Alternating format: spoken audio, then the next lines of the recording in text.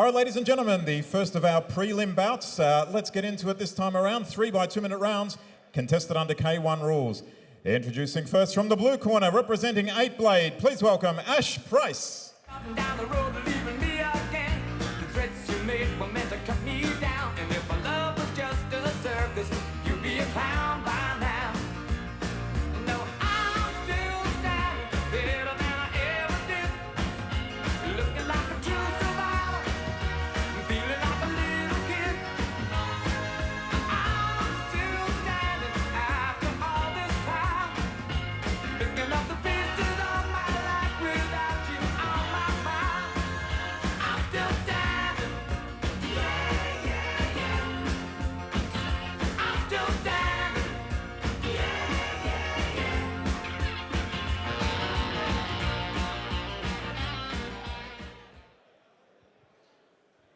And his opponent from the red corner, representing Beast Gym, please welcome Broderick Laffan.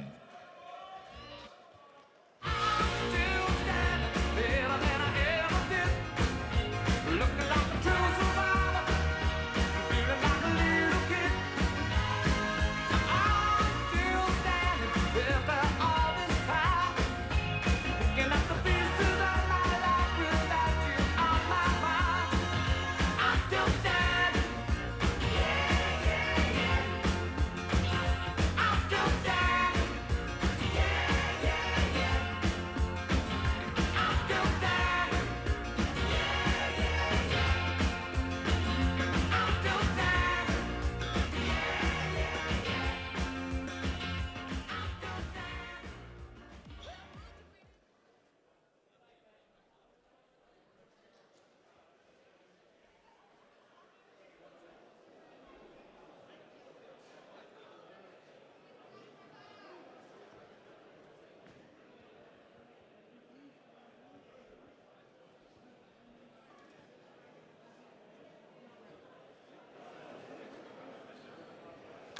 And we're set for action here at Warriors Way 25 GP Fight Night here at the Melbourne Pavilion. I'm Steve White, Round Sai one. Nagy, and Kane Watts ringside for your first bout of the evening. Broderick Laffan and Ash Price, Beast and 8 Blades going head-to-head K1 action.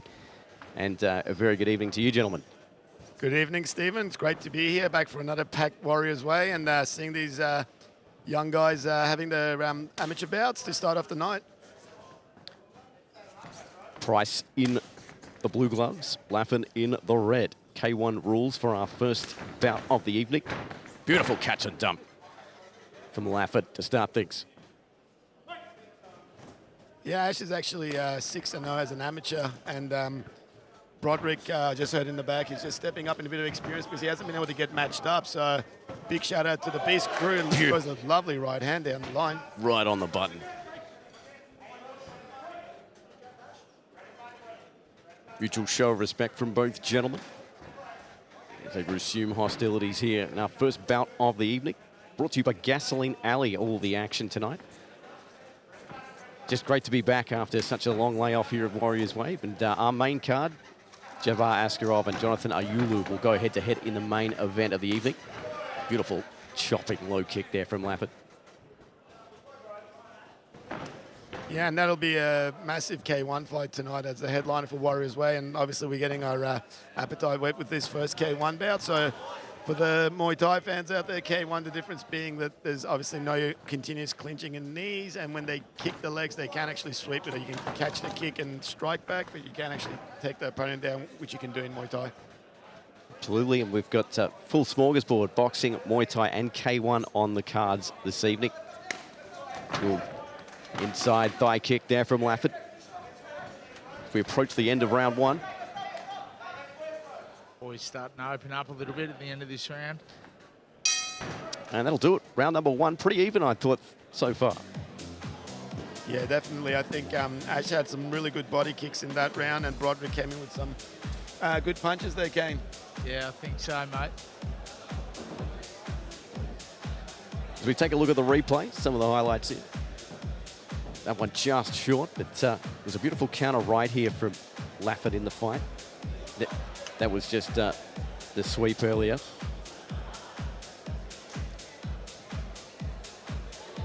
And obviously, Laffin coming from the East Gym, they produce a lot of really good boxers and Muay Thai fighters and kickboxers. So he's got handy punches there. He's used to sparring some of the boys down there, I'm sure. And obviously, Ash coming from one of the main Muay Thai gyms, we expect to see him kick a lot, which he has been in that first round. A couple of my main sparring partners Seconds in the out. gym, they're very well schooled then. And they love to fight, don't they, Kane? They're one of the busiest gyms in Melbourne across Round two. all disciplines. They certainly do, mate. It's a good setup down there, down in Chelsea. As we get set, round number 2 underway. Fight number 1 of the evening. Roderick Laffin and Ash Price duking it out, and that one just a little bit south of the border, Mexico way, and we'll have a little bit of a stoppage. A couple of deep breaths. That's one package Australia Post would probably deliver on time. Don't get me started. Likewise, I think I've still got one waiting offshore in Singapore from about a year ago. Anyway, we're back, resuming hostilities. We've been exchanging outside thigh kicks. Lovely high kick there by Ash. Just returned with some good power punches back from Broderick. Oh, nice left hook. And up the pipe he goes. They landed some heavy shots with the hands there. And again, Another one.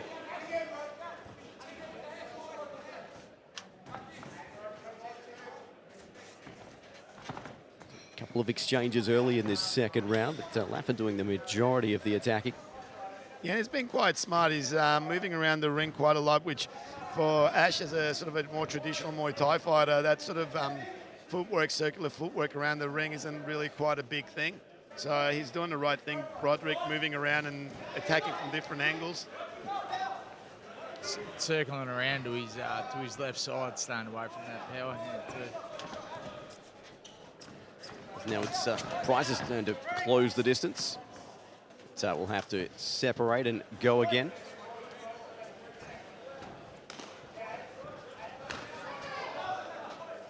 Been targeting the outside of that left thigh as Price. But both men pretty active in the low kicks department. Ash just went southpaw briefly there, trying to fight off that back leg, that left leg kick to the body. Switched back, thought twice about it, and a jumping punch of some description. Yeah, sort of a hybrid Superman punch there. And what beautiful knees to the midsection. But okay, we've got a. I think it was a dispute. Was it one hand or two there on the clinch? I think it was definitely one hand. Ash is saying it was to the body. Broderick's obviously saying it was in Mexico. Not Tijuana, we're talking more Guadalupe, I think, a bit south, further south. But you know, two of those is, yeah, it's cumulative damage. Shaking it off well. Figuratively and literally, as we get set again. And that'll do it for round number 2. Momentum started pretty well early in that fight, but then obviously a couple of stoppages probably disrupted it for both guys. Yeah, I mean, I think Broderick's obviously a bit more suited to the K1 style. Ash is just sort of struggling a little with the rhythm and the footwork. Be keen to see where that knee landed. Nice high kick there by Ash, firing back with the hands Broderick. And that, again, attempting the high kick, just misses the mark.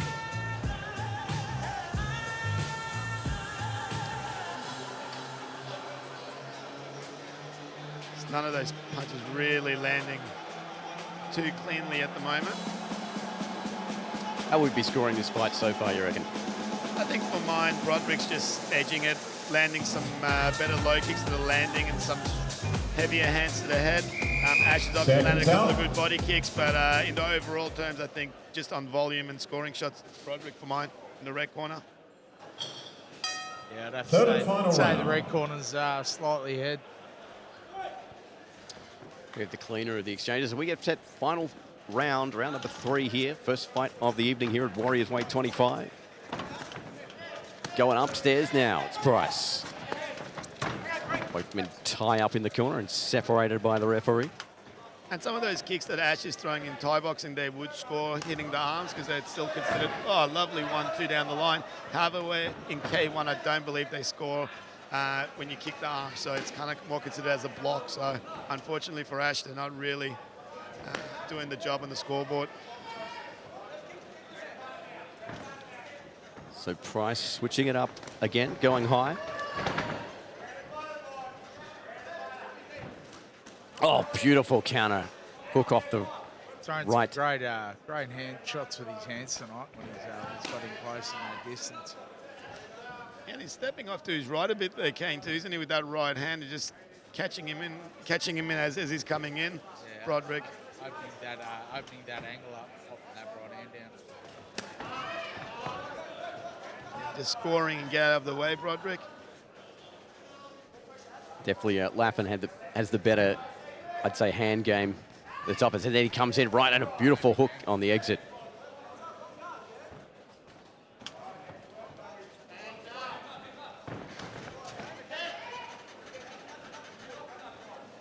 So halfway through round number 3. A couple of good knees from Ash. Moving well is Broderick, and again he goes for that check right hand. And the Price now hearing his coaches that he's got to get active here as the round number 3 draws to a close.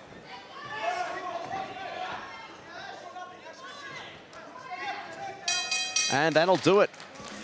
And to the judges' scorecards we go. I think I'd have to rule in favour of the red corner as we discussed earlier, gentlemen. Yeah, slightly in favour of the red corner.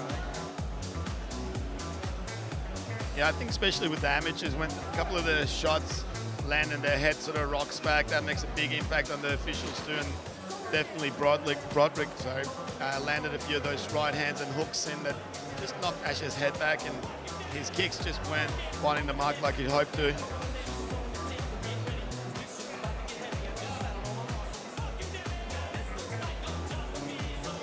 Beautiful counter left there. Laffin had the better of the hand exchange as Price did, in that third round decided to throw quite a volume of head kicks, but none of them really found the mark. So to the judges' scorecards we go. Fight number 1 of the evening of our undercard here at Warriors Way 25 in the books. And don't get to stick around for the rest of the card. Askerov and Aiulu in our main event K1 rules later this evening. We await ruling from the officials. Gasoline Alley, got to thank them for all their support, as well as Glenny Kebab's Icon Commercial, Cafe Oji, CCM Insurance, Hammers Jib, as we go down for our official decision. Ladies and gentlemen, after 3 hard-fought rounds, it is unanimous decision to your winner from the red corner, Broderick Laffin. Broderick Laffin, our winner here in our first bout of the evening at Warriors Way. Stick around, more amateur action coming up next.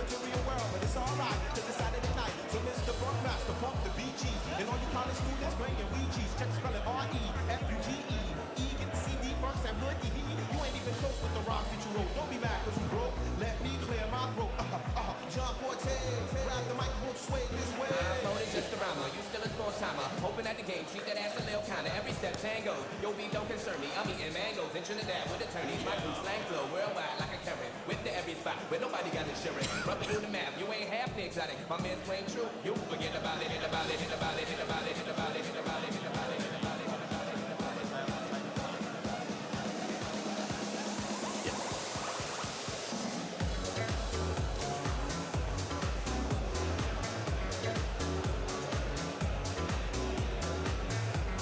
Our next contest, 3 by 2-minute rounds. This one contested under K1 rules.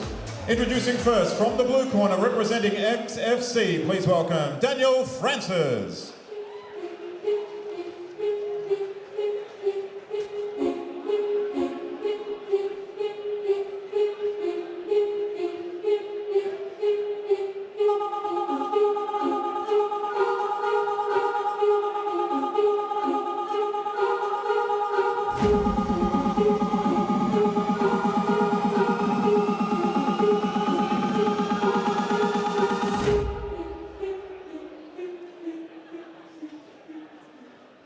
And his opponent from the red corner, representing Wickham in Albury, please welcome Matt Nilbert.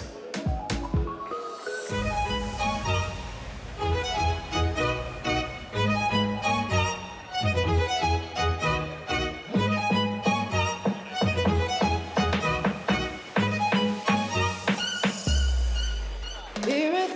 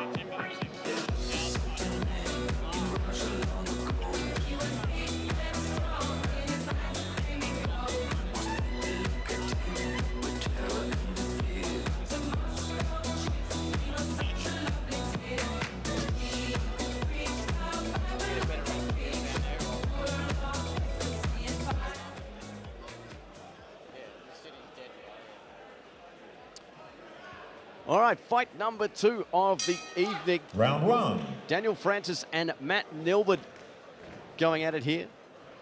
Just waiting to clarify if this is modified Thai or K1. There's a bit of confusion prior to the fight side. Yeah, I think the blue corner XFC, obviously a very strong kickboxing and MMA-based gym. I think they believe that it was a K1 bout. And obviously, Matt's coming from Wicked Martial Arts under Q said, a really well-known Muay Thai fighter and a Thai boxing gym, so they're hoping that it's Mod Thai fight. But either way, the best thing about this is in a kick fight, it's a southpaw versus an orthodox, which will open up hopefully a lot of good back leg kicks. And both gentlemen going for it early, not wasting any time. You can't really in these short rounds. Yeah, correct. So as opposed to the longer sort of like 5x3 round fights and stuff, these bouts, they're a lot more volume based. The judges aren't necessarily looking for as much the power and impact. It's kind of still more work rate. Height difference with these boys too. Yeah, Nilbert probably 2 or 3 inches taller. Yeah, and he's just walking down like he's just going to the shops to grab some bread. But no fear whatsoever, just walking up, and a beautiful right hand by Matt down there. Oh, got one Daniel, upstairs. sorry. Yeah, change of levels there for Nilbert. Long trip down here from Albury, mate. I think he's come down with a bit of purpose. Yeah, those guys should get frequent driver points. They're the Wickham crew. They're always supporting all the main pro and amateur shows. So shout out to Q and Tracy. 5 hours to think about this fight in the car and unleash the energy he's built up, obviously, sitting there. But a beautiful kick to the body.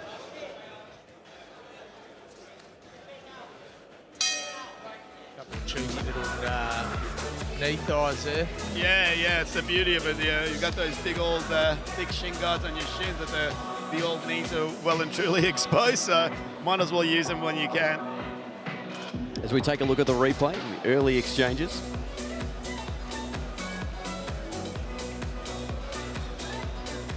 Yeah, so the blue corner coming out of XFC, hunting with those hands and low kicks once again. And the red corner just using his reach actually quite well. Just flicking that jab out, trying to set up his big power shots behind it. And throwing that step up right knee to the body. So I think it is, judging by the two-handed clinch, it is Mod Thai. Yep. Seconds up.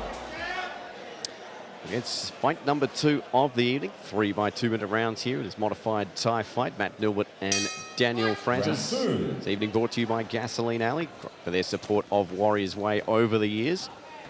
And this round getting off to a similar start as the first. Yeah, it's really explosive, quick start. They both came out firing the blue corner, putting together some good hands and a low kick. Looking to see if the red corner, yeah, nice. Another body kick there from him. That's the second of the round. Eats a couple of uppercuts and a low kick finish. Lovely by blue corner. And again, he's just walking him down and another kick to the body. Ow, out chopping thigh kick. I think he's crowding himself a little bit, the red corner coming in. Not using that height advantage of his and popping him off from the outside. Yeah, it's almost, the blue corner is going to come to you anyway. You don't need to step that far in to hit him. Yeah. Looking for that short uppercut. For mine, if he's going to step into that range, should put his knees through the middle too. He's being orthodox against southpaw. He could throw that right leg knee to the body. Oh, beautiful. Nice right hand. Now the momentum seems to have shifted the other way. Both boys gassing a little bit here. They're throwing it in hard early into the round. Good inside low kick, just trying to separate the stance a little bit. Catches the teep, tries to go for the dump, and the referee just breaks him up.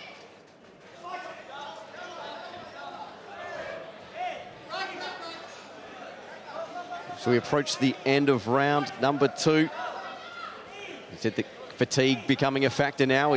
Both men with that adrenaline dump in the first round. And we've got 2 fights, 2 low blows.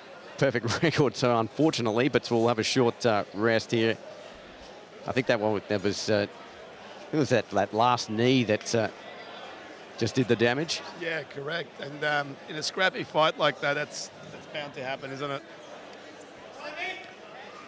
As Kane said, I'd love to see Red not just crash in so much. He's got a lovely right hand. He just needs to give himself a bit of room to throw it.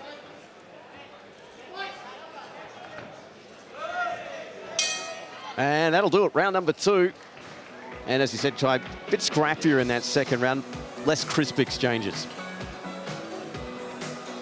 Yeah, I mean, probably Blue landed a little bit more with volume, a couple of good low kicks. The red corner scored with a couple of nice counter kicks earlier on in the round and landed that beautiful big right hand. And then I guess the toll of the first 45 seconds kind of showed itself towards the end of that round. There was not much clean action happening.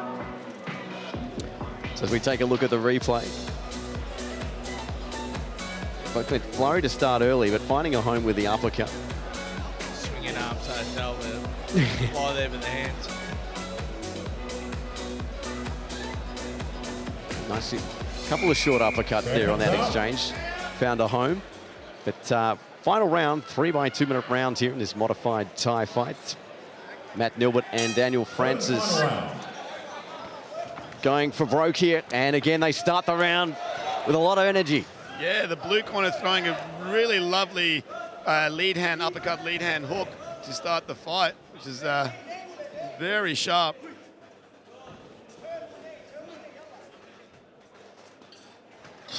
They can probably break the clinch up at that stage when both fighters have given up on the idea themselves.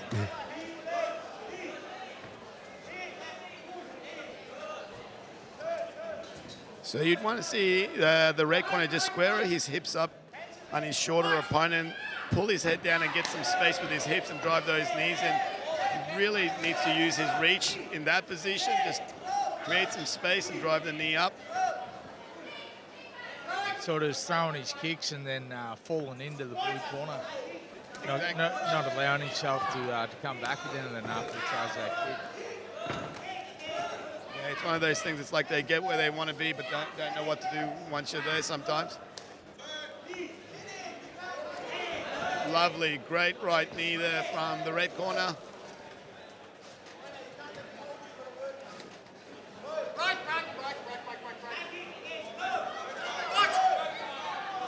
So we approach the end of the third and final round. Nilbert and Frau, that one was low. Oh, and again, I could see his full foot between the legs. You could freeze frame that on Instagram. The double nut crack. Two perfect low blows in 2 rounds in a row. I was going to say, if we scored those as legitimate, they'd be ahead on the cards. Who do you think's taking in the next fight? Will or Mislav? Well, the betting odds are open already. But, don't know what the line is. Probably 10-1. Maybe not 3-1. And Nilbert now with a beautiful kick. And this one getting very scrappy as both men just throw the kitchen sink at it.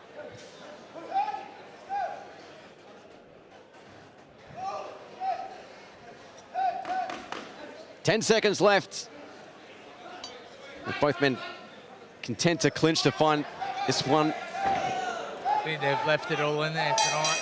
Oh. And a shot to finish it. I mean, just on the bell, but again, to the judges' scorecards we go.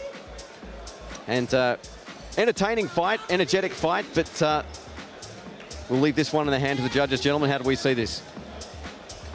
For mine, I think the blue corner did a really good burst of scoring at the start of the fight. Start of the round. Even here, there's a couple of exchanges where he's really throws some really nice body shots. The opening exchange for him at the start of that round where he stepped in and threw those 2 big lead hand shots. And even in the clinch, I would have thought the Muay Thai fighter from the red corner with the height advantage would get the better work done. I thought the blue corner stayed a little bit busier. So, straight out of a self-defense video. I think the red corner just gave his height away tonight and sort of played into the blue corner's hands, and the blue corner was able to work those short shots inside.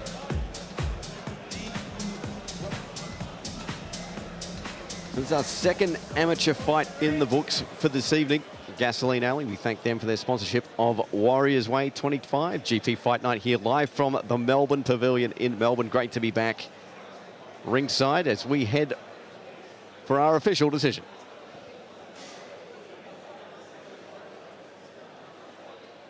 Ladies and gentlemen, after 3 hard-fought rounds, it was a split decision to your winner from the red corner, Matt Nilbert.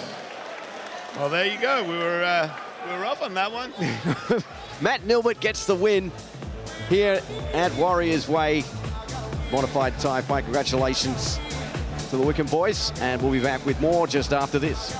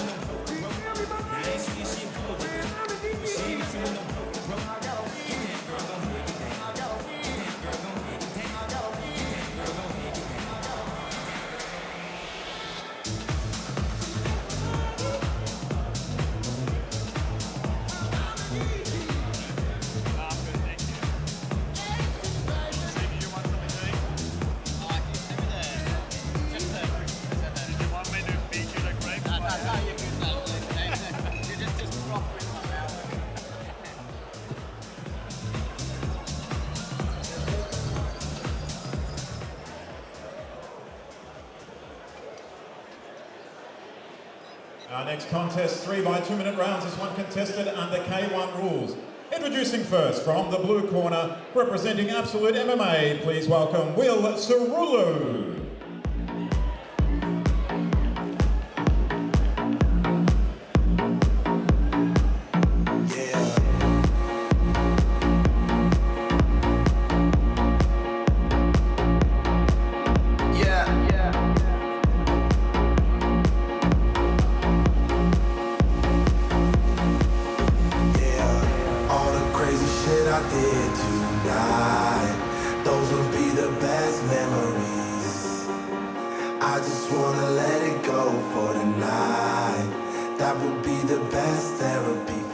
And his opponent representing Hammer's Gym, please welcome Mislav Horvat.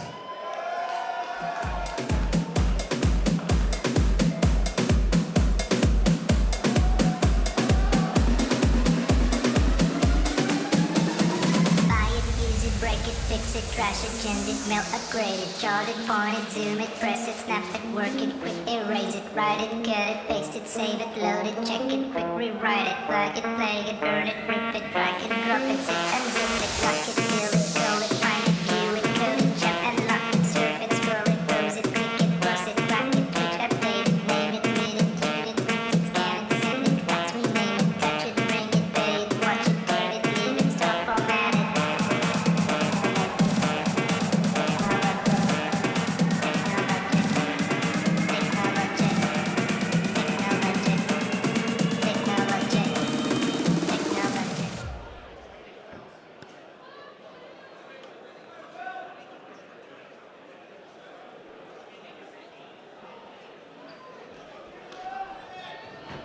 Our third fight of the evening, ready to go for action. It's Will Cerullo in the blue corner, Mislav Horvat in the red trunks. Absolute MMA versus Hammer's Gym. First Hammer's Gym rep on the card this evening, and they get started here. K1 rules, 3 by 2 minute rounds. Yeah, I've heard a lot of good things about Mislav coming through. Quite a heavy-handed, strong boy, and you can see he looks very comfortable in centering. And obviously, Will, being trained by Lale Stewie out of Absolute MMA, Lale has been producing champions for decades, and expect to see good things from him too. Sort of double jab there from Horvat. Goes to the rear leg that time. Nice counter left there from Cerullo.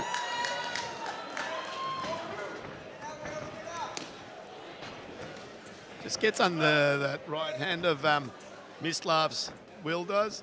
He's using his range quite well, not getting in too close, which is what... Oh, lovely left hook. I see your eyes light up, Kane. The nice punches land. I'm looking for the kicks, you look for the punches.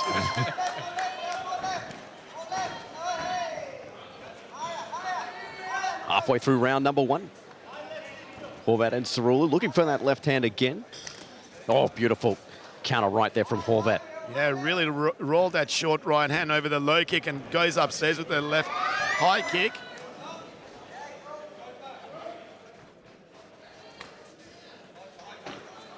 And we got just a chin strap adjustment, and back to action we go. Horvat coming forward, high and then low, changing levels.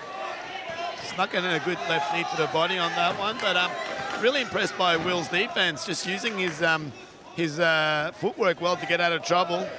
Well, got caught there by that left, but yeah, using the overhand, causing a few problems early for Horvat, but that's an entertaining first round.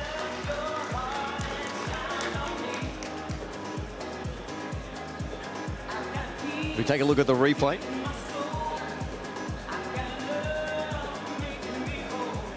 I'd have to argue Horvat probably the crisper of the two strikers.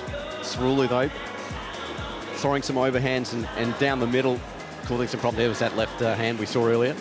Yeah, that was definitely the shot of the round for me, and a nice left high kick by Mislav, and that right hand just traveling just over the back of the shoulders. And a nice left knee there to the breadbasket from Mislav, just against the rope. So we're set for round number 2. K1 rules, 3 by 2 minute rounds. Third fight of the evening on the undercard here at Warriors Way, GP25, GP Fight Night. Glad you're enjoying the broadcast. Our main card set to start. Just one more fight after this. And again, Cerullo coming up the middle with that lead left. Beautiful left body kick by Cerullo there. Mislav returns fire. His is just short on the mark. Left hook jab and big Glenn McGrath shot. Feel the breeze from down here. Both boys, even towards the end of that last round, both boys are trying to let go of that big overhand right. Nice catch and counter.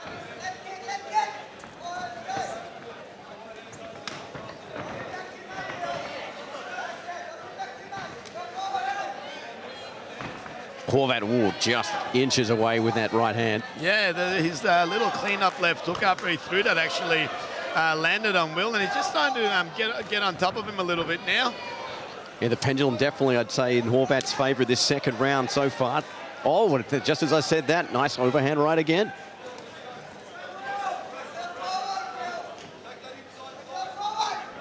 Good left body kick just in between the arm and the check there. Scored by Will, and another strong low kick.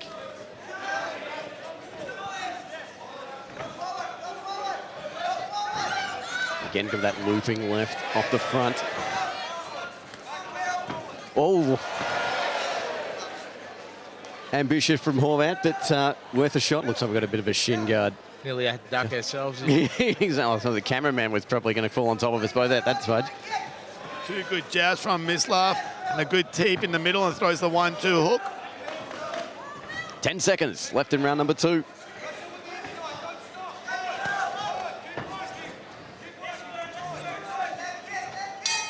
And that'll do it. Another great round here. Horvat and Cerullo. Yeah, the pace of that round was, it was actually a high-paced round from beginning to end, but they managed to keep quite sharp, actually.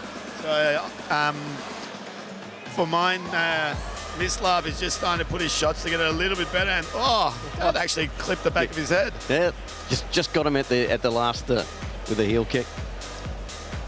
That left kick scored well for Daniel a couple of times through that fight, but the low kicks, that inside low kick of Mislav's and his high kicks just missed.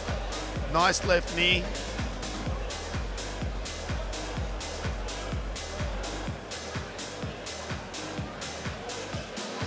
I'd have to say Horvat probably had the more aggression in that round in terms on the scorecard. And then we see at the end. Seconds out. So third and final round, 3 by 2, Mislav Horvat and Will Cerullo doing battle here in Third and final round. third undercard fight of the evening. See what both fighters bring to this deciding round, and we might end up in the judges' scorecard for the third consecutive fight. Yeah, allows to. He's just trying to urge Daniel to go first, trying to get his shots off. He dips his head down for that body jab, and Mislav just catches him with that left hook. Doubling up the jab, Mislav going forward and eats an overhand right for his troubles. Oh, nice. To the inside thigh and then the breadbasket.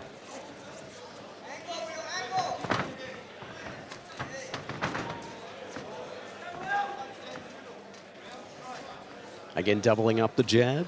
Looks like Horvat's wiser to that overhand now. Just slips under.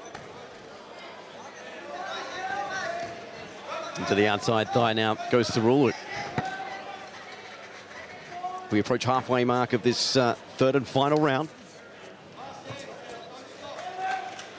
Gasoline Alley, our major sponsor here this evening. We thank them for their support of Warriors Way tonight and throughout the years. Glenny Kebabs as well. I'm sure I'll be paying them a visit at about 11:30 this evening.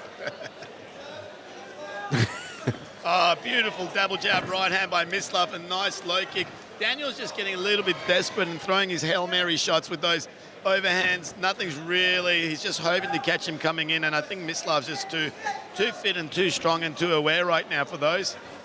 Oh, beautiful left knee, step up left knee, and right hand over the top. He's gassed out a bit in this last round. He's, the pressure from the red corner's just worn him down a bit, I think. Both men, Horvat on the offensive to close out this round. Just a couple of seconds remaining, and that will do it. Again, to the judges' scorecard we go. I'll have to give this one to Mislav Horvat, I reckon. But a close one nonetheless. Some tidy punches there in that third round came from Mislav in the red corner. Yeah, mate, he's putting them together along with his pressure, walking him down that last round. It's good to see. As we get a look of that round on the replay, that overhand right and counter right there from Cerullo was probably more effective for him in the first and second round. Yeah, and I suspect because it did land for him a couple of times in the first round, he ended up sort of over-relying on it. And obviously, it's not Mislav's first time in the ring, and, you know, I'm sure he's sparred with some good guys like Riverdaz down at Hammers. I think he's wise to seeing something coming repeatedly at him, like he picks up the cue. So, to the judges' scorecard we go. Let's go down center ring for our official decision. Ladies and gentlemen, after 3 hard-fought rounds, it was a unanimous decision to your winner from the red corner, Mislav Horvat. So Hammers Gym, Mislav Horvat gets the win by unanimous decision here at Warriors Way in an entertaining one. And we'll be back with another undercard fight just after this. Stick around.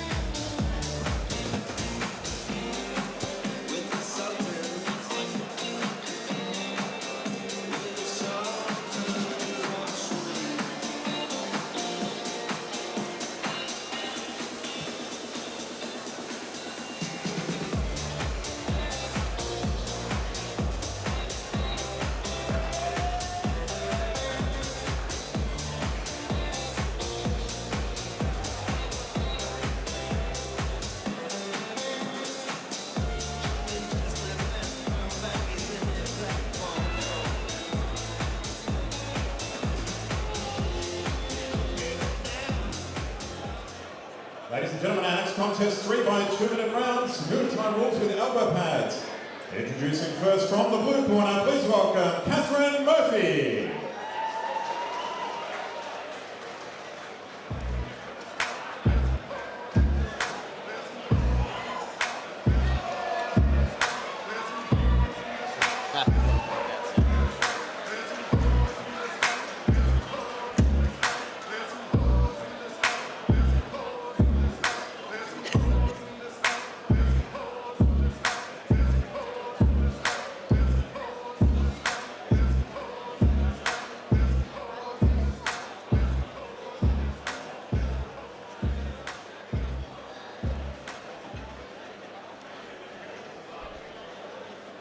And her opponent from the red corner, please welcome Erin Carter. Before we go pick up 10,000 from there, we'll talk about like 20 G's from him.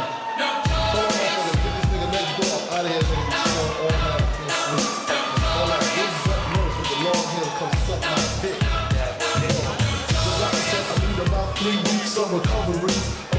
Sisters is loving me, saying the best part of the day is my half. Feeding me breakfast and eating all this sponge bath.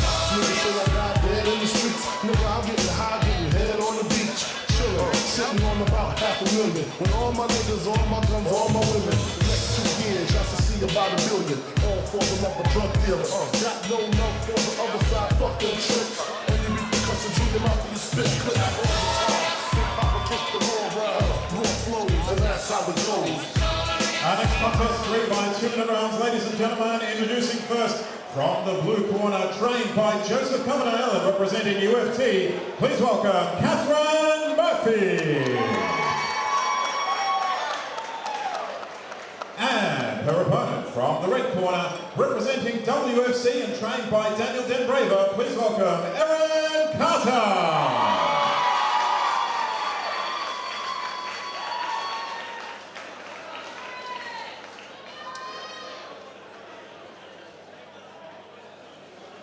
So the first full Muay Thai fight of the evening in the amateurs. The girls are obviously wearing elbow pads under amateur rules. Both really good fighters. I've seen both of them fight a few times on the amateur scene. Catherine coming out of UFT Playgrounds, trained by Joseph Coverdale, and Erin from WFC, trained by Daniel. Yep, one of 2 ladies' bouts on the cards for this evening. Obviously, we'll have a pro boxing one later in the evening, Jamie Edenden and Stephanie Mfongwot. But yeah, first Thai fight on offer of one of 3. Obviously, we'll have on the main card as well following this. But should be really entertaining here early side.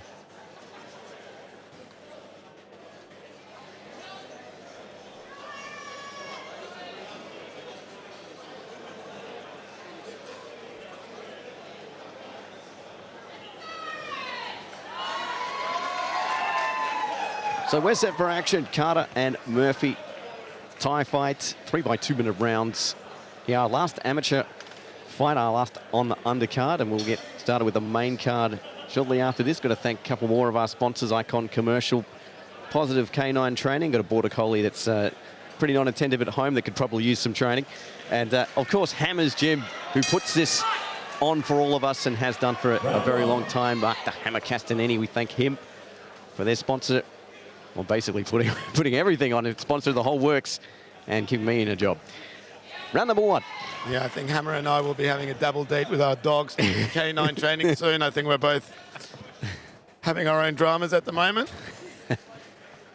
Dogs go wacko for schmackos. That's what I've learned. There's definitely a wackos involved, but I'll leave it at that.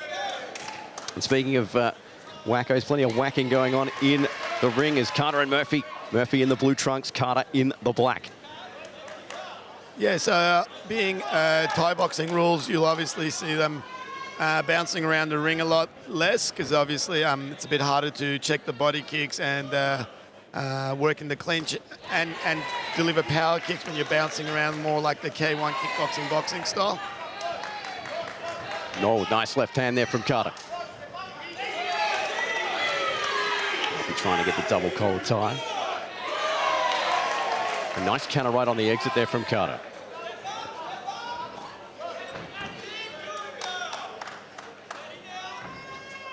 Just sliding back out of the way, coming back with a left body kick and then charging in with the straight punches, trying to tie up into the grapple.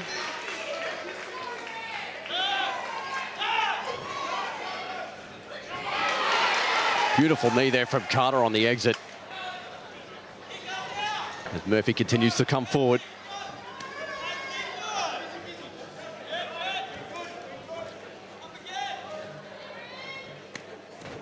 Good block and counter left kick by Erin Carter there. It's what you want to see, checking the kicks, returning fire. Payback's a big thing in Thai boxing, so if you can defend it and counter back, that's what your trainer and the judges want to see. And an explosive first 2 minutes here in our opening round between Erin Carter and Catherine Murphy. We take a look at the replay. Murphy probably aggressive, but I'd say Carter probably had the crisper and counter shots their side. Yeah, both girls actually showing good defense against the kicks in the body. But yeah, Kat's just trying to charge in and land her shots. Erin's just using her distance a little bit better. Good left knee to the body there as they tie up. Nice left body kick.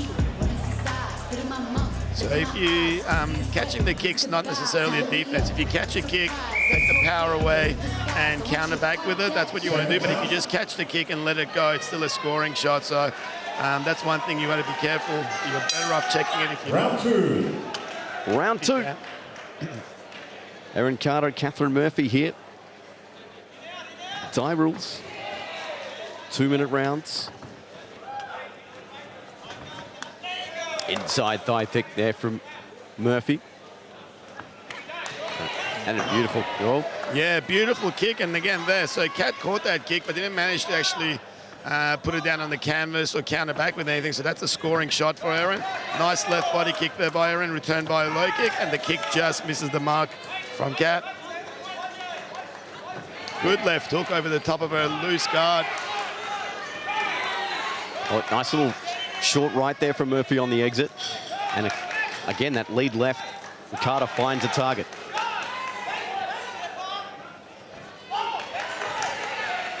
Bit more action in this round.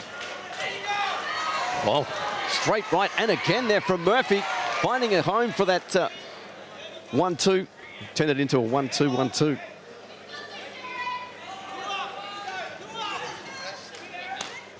Oh, you can hear that chopping thigh kick there from Carter. Erin just using her teep and her jab to gauge her distance. So that teep's basically a jab with the foot.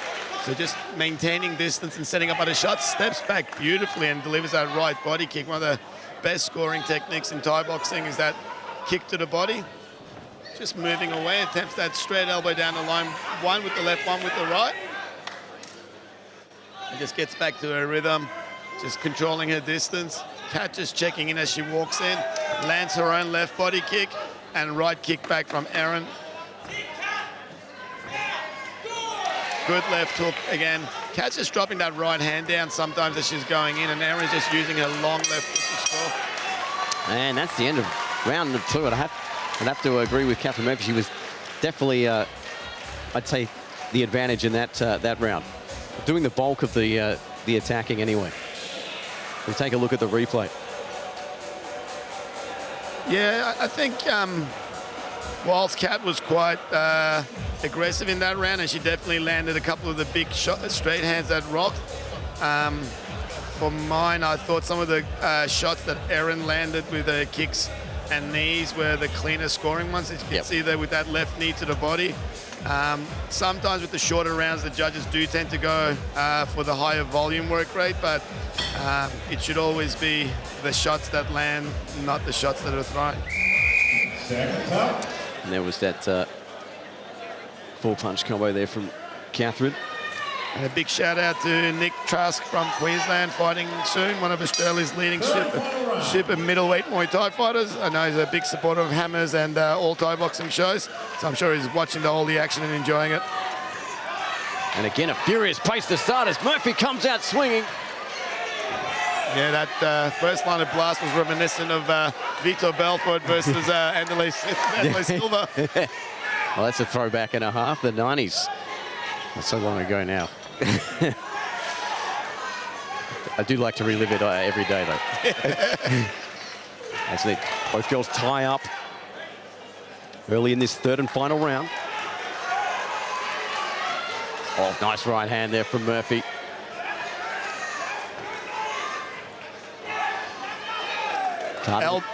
Yeah, Kat's throwing those right elbows over the outstretched arm of Erin Carter's. Erin's just starting to struggle with a little bit of the pace that Kat's put on this round now. You're sucking in the big ones here. Yeah, her composure between round 2 and 3 games completely changed. The last round, she would step back, get her breath back and attacking her, whereas she's really struggling to just find her footing at the moment. Yeah, her breathing's pretty heavy at the moment. To find that distance again, just start give herself a bit of a breather. Both girls exchanging knees. Nice jab there from Murphy. Oh, beautiful sweep, front foot sweep there from Carter.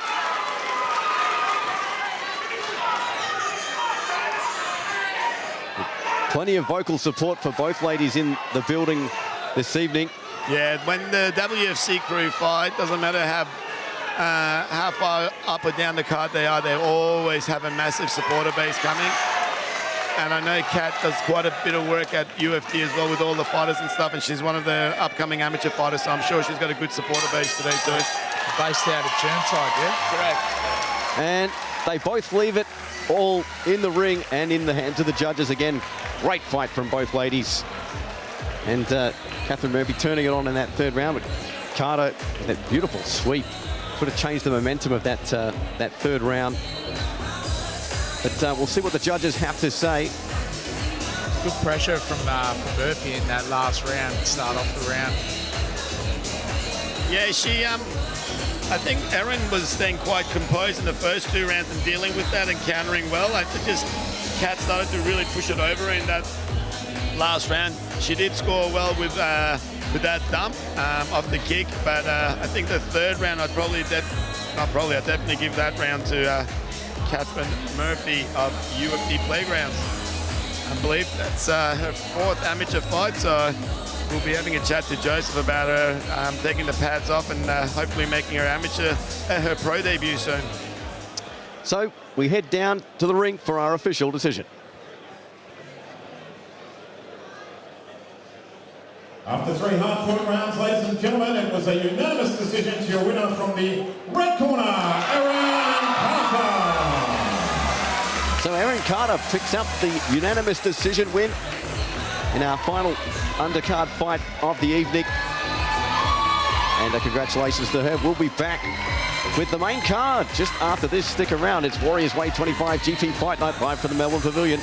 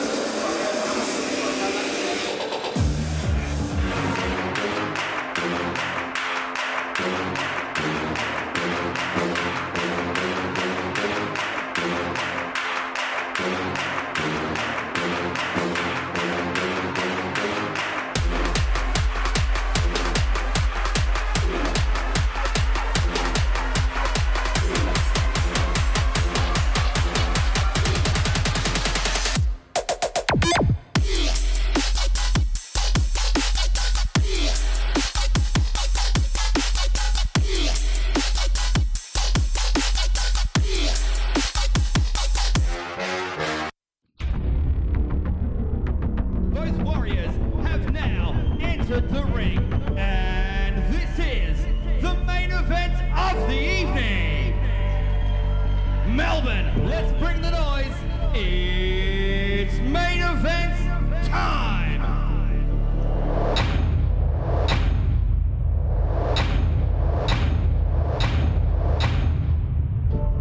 Right now it's about the young fellas in centre ring. The prize is no greater than a title, and that is certainly what these two fighters will be vying for. The WMC state title, in fact. Let's see who gets it at the end of it.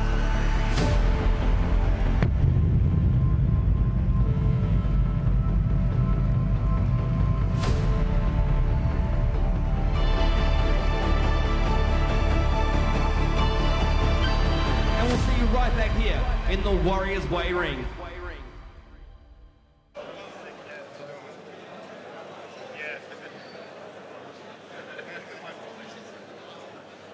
Good evening, everyone, and welcome to the Melbourne Pavilion as Mark the Hammer Castanini presents Warriors Way 25 Grand Prix Fight Night. A huge shout out and thank you to our sponsors, Gasoline Alley.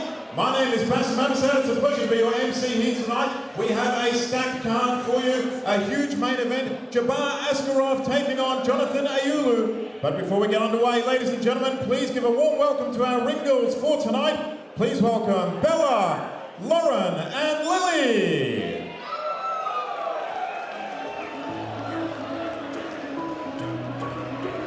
I got some needs. I need the money like I need to breathe. I need some honest and I need to scheme. I need the W by any means. Yada I mean. Tell that little bitch that I'm out of her league. Enough is enough and I think I'm allergic to suckers. You niggas keep making me sneeze. And them out of blood and I'm making them bleed. You try to run it, I'm breaking your knee. I made them fall like I'm breaking the lead. You know I ball like I blame it the lead. I mean what I say and I say what I mean. I ain't no joke, we ain't making no memes. If I put the point, I'm making the scene.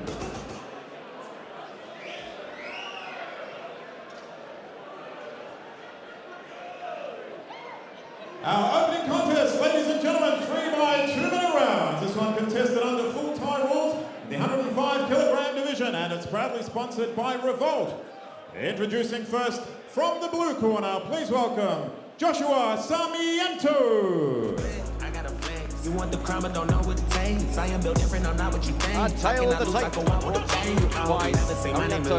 Ben Wotherspoon fighting out of Addiction. 24 years old, 105 kilos, 2 fights in one. He'll be taking on Joshua Sarmiento here in our first bout of the evening in Warriors Way 25 Grand Prix Fight Night. Live here from the Melbourne Pavilion. My name's Steve White. I'll be joined ringside by Sainaji and WEA champ Kane Watts. Gentlemen, good evening. Good evening, Stephen. It's great to be back at the Warriors Way. Always full of action and a throwback show tonight with a good mix of K1 boxing and Muay Thai to celebrate the 25th Warriors Way.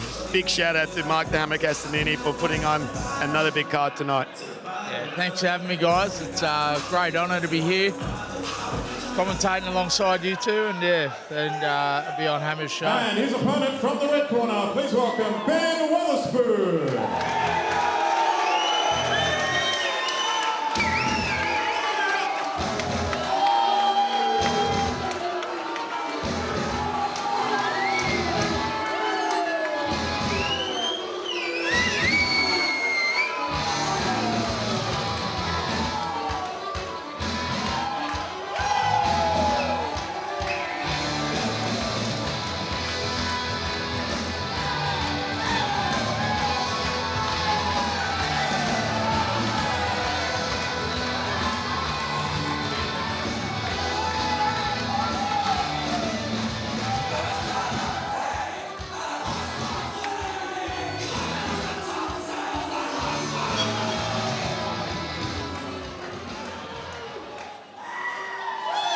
Ladies and gentlemen, our opening contest, 3 by 2 minute rounds.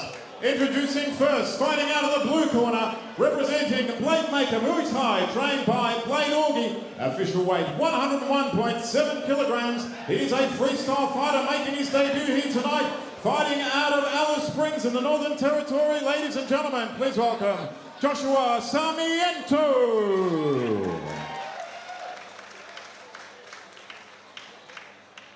And his opponent, fighting out of the red corner, representing Addiction Kickboxing and trained by Nathan Allison. Official weight, 100 kilograms even. He's a Muay Thai fighter and fights out of Langwarrin. Ladies and gentlemen, please welcome Ben Big Country Wotherspoon. Fighters to center ring.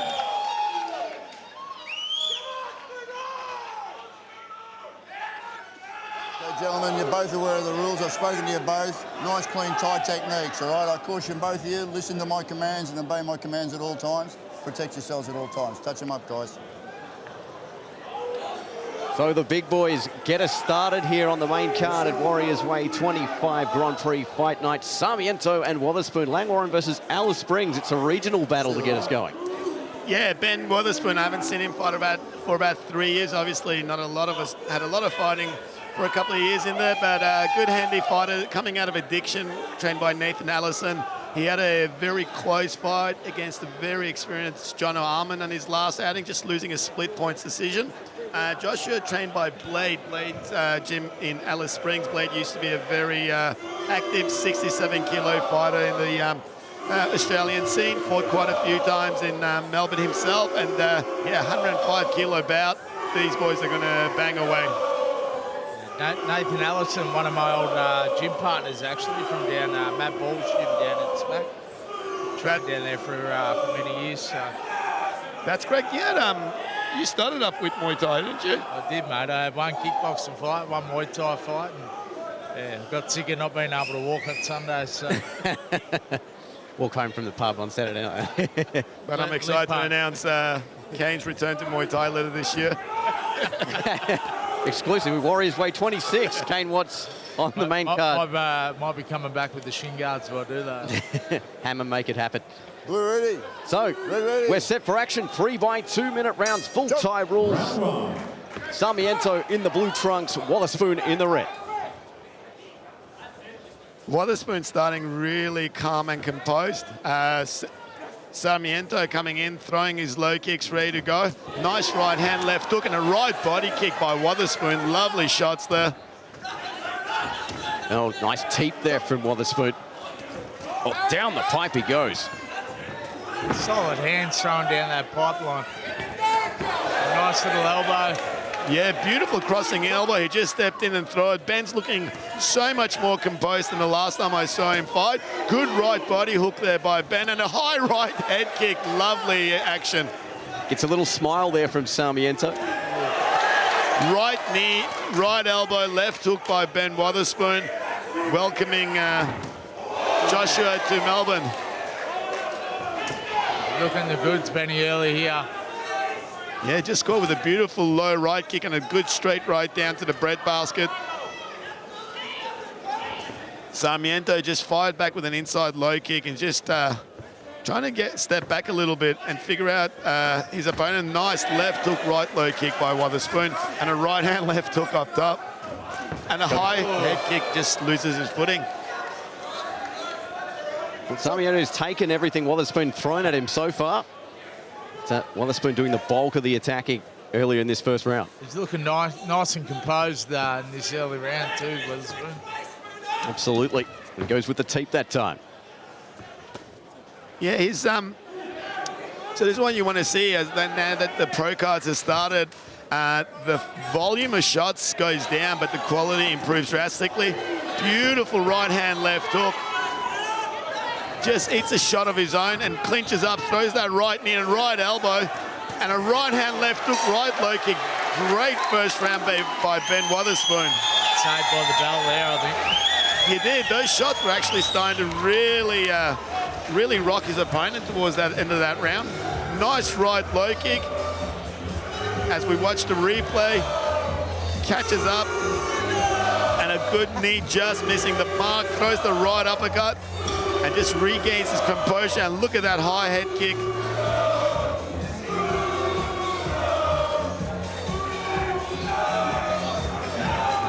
Short elbow, and then that counter left on the exit there. Just so composed that whole first round. Yeah, he's thrown that left hook a couple of times off his low kick and off his right hand. It's been a nice, clean shot for him. It's really good to see a fighter with only 2 fights to his name, just tidying up his punches so well in the first round of a fight. So got to give that first one to Wotherspoon. Let's see what Sarmiento has in response. Round number 2, Warriors Way 25, brought to you by Gasoline Alley. Thank them for their sponsorship. Here we go. Nice strong check, blocks the jab and counters back. Right hand, left hook again. Beautiful low right kick just above the knee. And overhand right, left uppercut followed, and a beautiful teep. Lovely right teep. Oh, that right elbow was not far away to the liver on 2 body shots there from Wotherspoon. Throwing those shots with heavy intent there. He wants this over quick, I think. Nice catch, but couldn't counter there, Sarmiento. And that's it, isn't it, Ken? There's intention behind what he does. He knows what he wants to do with them. Good right straight to the body, left hook, and another low kicks. Those low kicks have been really damaging. Right uppercut after the left hook. Wotherspoon now looking to turn the pressure up. Just a few more KPI. Oh, nice right down the middle. He's using that left hook really well to turn his opponent into it. Oh. And again. And Wotherspoon just teeing off now on Sarmiento. Bryce Burridge keeping a good eye on Sarmiento. Just there might be a 8 count on the way. Oh, I think he's having a look at some. Look, might be a. He stopped it. Wiped it off. It is over, ladies and gentlemen. The bright burst whistle has stopped it. Well, there's a pretty nasty cut on the left top of the eyebrow. You can't see that in camera shot. I think, well, the doctor's coming in to have a look. Really love what Bryce did there. You know, that's a cut you can take to the doctor to check, but Joshua was on a one-side beating, unfortunately, that round. Let's have a look at the replay. We'll see, we might be able to pick where this cut was opened up. I think it was caused by those 2 big crossing right elbows he threw there in the corner here. Yeah, he threw that left hook and walked him into that right elbow, didn't he? Yeah, he walked straight onto it. Yeah, straight across the top of the eye. And the great show of respect there at the end. By Wotherspoon to Sarmiento. This is where it done that one there.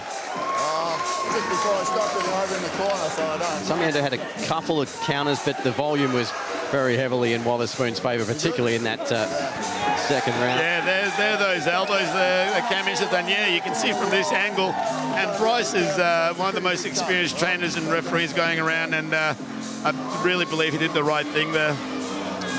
100%. So Wotherspoon going to start off this evening with a victory at the expense of Josh Sarmiento, but he'll be back.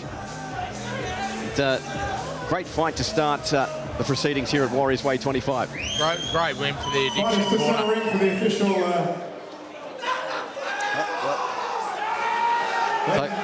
Fighters to center ring. So we'll go down center ring for our official decision. Ladies and gentlemen, by referee stoppage due to a cut above the eye, your winner via TKO from the red corner, Ben Big Country Wotherspoon. So another career victory there for Ben Wotherspoon. He gets the TKO in round number 2 over Josh Sarmiento here at Warriors Way 25. Shout out to Joshua and the Blademaker team for coming down to Warriors Way all the way from Alice Springs and putting up a great fight against Ben. Ben was just on a mission tonight, and look forward to seeing him back in action again soon. We'll be back with more just after this.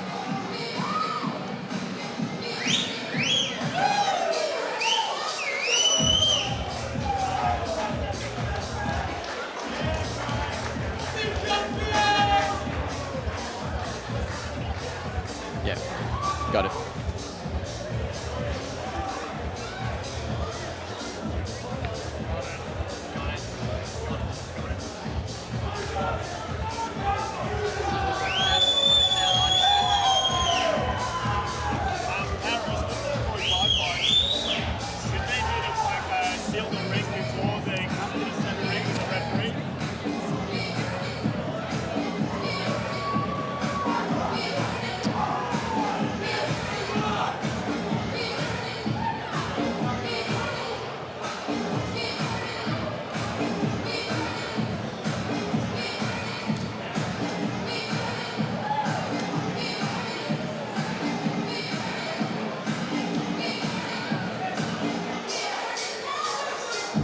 Our tail of the tape, Braniff out of Bones MMA, 19, 1 year older than Tran out of Absolute MMA at 18. Both gentlemen, 58. Muay Thai and pro-doxing debut here for Tran. Braniff, 1 fight, 1 loss.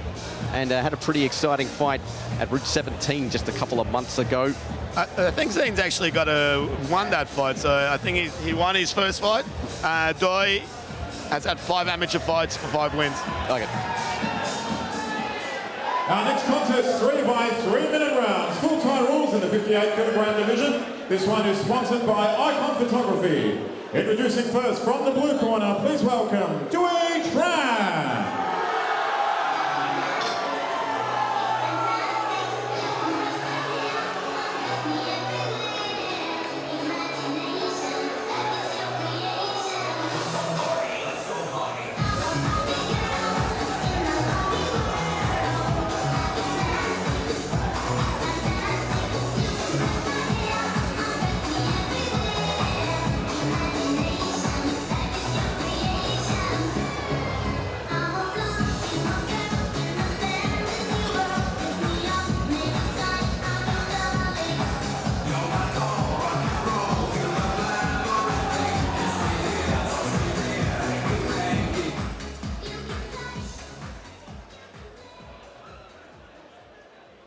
And his opponent from the red corner, please welcome Zane Braniff.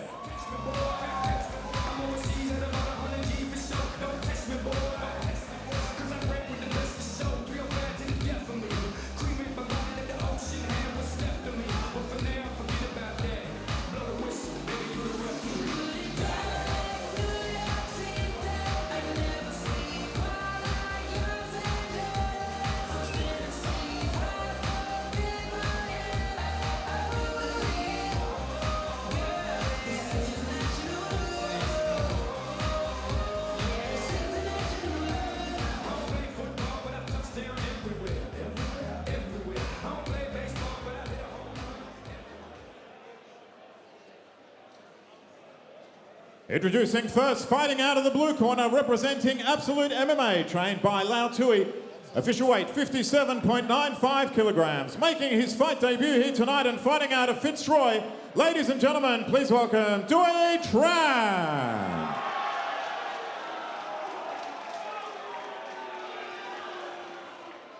And his opponent, fighting out of the red corner, representing Bones MMA and trained by Matt Williams. Official weight 57.8 kilograms. He has had 1 fight and fights out of Torquay. Ladies and gentlemen, please welcome Zane Braniff. Fighters to center ring for the referee's final instructions. Right, guys, you're both aware of the rules, all right? Caution, obey my commands at all times, protect yourselves at all times. Nice, clean, tight technique, all right? Good luck. Touch them up.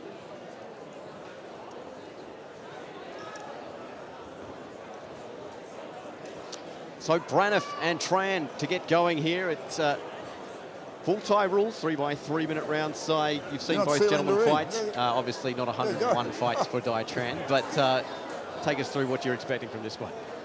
Both really good boys. Zane fought a couple of months ago, had a good win against the tough kid out of AXA. Doy's had 5 amateur fights, I believe 5 wins. He was due to make his pro debut May last year, but we had this little thing happen. We all had to not fight. But this will be a great fight. It's one of those weight divisions where you can expect to see Muay Thai displayed well. So, I mean, last fight, Ben showed us that, you know, even the heavier boys can put the technique together well, but these are the really good weights to watch Thai boxing at. They move well, they kick and knee well, and yeah, really looking forward to seeing this. Yeah, that fight with Josh Navarro, I believe it was at Route 17, explosive from the start. I was really impressed with Braniff coming out, particularly the first round and early in the second, just explosive. Yeah, and you know, he's coming out of Torquay, Geelong area, and it's almost guaranteed. You get those guys, they've got a really good crew of gyms over there, good bunch of fighters, and they always come well prepared, technically well prepared, and physical conditioning. And Doy's trained by Laos Tui out of Absolute MMA. Also, my friend Daniel Carter, who's now overseas, but he did most of his training for his initial few fights, and his big raps on this kid. So I'm really keen to see his pro debut. Okay. Blue ready. Same with the great mullet this side of Geelong. Just disappointed he didn't walk out in Ugg boots. But here we go. Round number 1, 3 by 3 minute rounds. Braniff in the red trunks, Tran in the blue. Gone for the elbows early then. Yacht. Yeah, Tran has just gone full battle to the metal right to start with those elbows and that dump. So it'll be interesting to see if he gets a bit of an adrenaline dump. Lovely high right kick. Both men exchange high kicks and a spinning back elbow. All fireworks here to start round number 1.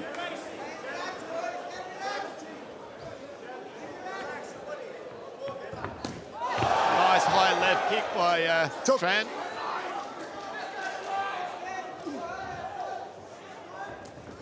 And well, just missing with that downward elbow. Oh, great right high kick by Tran. Goes into the clinch, goes for the low waist lock. They both drop down their hips just to get their weight down and become a little bit more stable.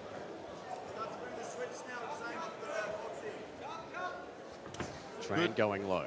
Yeah, beautiful right low kick. More of a slip there from Braniff than anything else. Round number 1, 3 by 3 minute rounds. Left hook, right low kick by Tran, left high kick by Zane.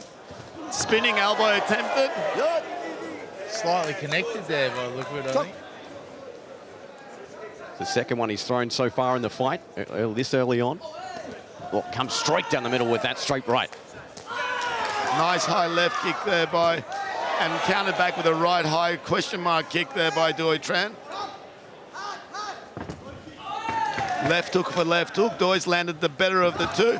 Oh, Braniff wasn't far away with that lead left hook. And again, Bryce Birtwistle steps in.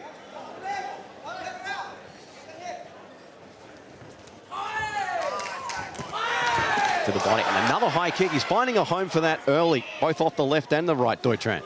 Yeah, and those kicks, even though they're landing on the arms, you see quite a large amount of movement of the arm when the kicks land. And they start to bruise up the arm, so they're actually considered scoring. Obviously, a clean kick on the body is even better, but a kick on the arms, especially earlier on in the fights, towards the end of the fight, starts to really pay dividends. It makes the arms that heavy. Superman punch there from Tran. Got all the tricks so far. Oh. Does the Sanchai shuffle straight into the straight right down the middle.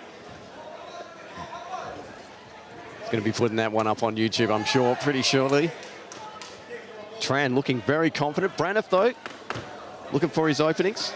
Did well to survive that early flurry. He comes back with a couple of straight rights and a beautiful body kick. Good exchange by Braniff there. And that'll do it. Round number 1. Great first round. And that's all you want to see, Kane. Yeah, towards the end of the fight, try to make a statement in front of the judges so they remember that. Just make sure you finish the round strong, get a couple of shots in, and give something to think about.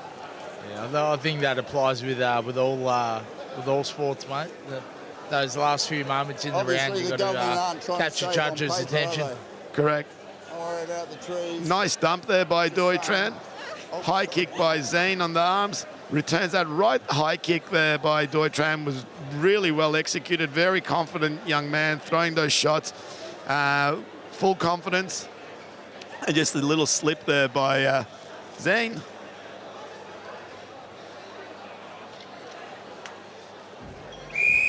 Seconds out. And we have to thank some of our sponsors again for putting on Warriors Way. Icon Commercial, Glenny Kebabs, Cafe Oji, long-time sponsor of Warriors Way. We thank them for their support as we get set for round number 2, Tran and Zane Braniff.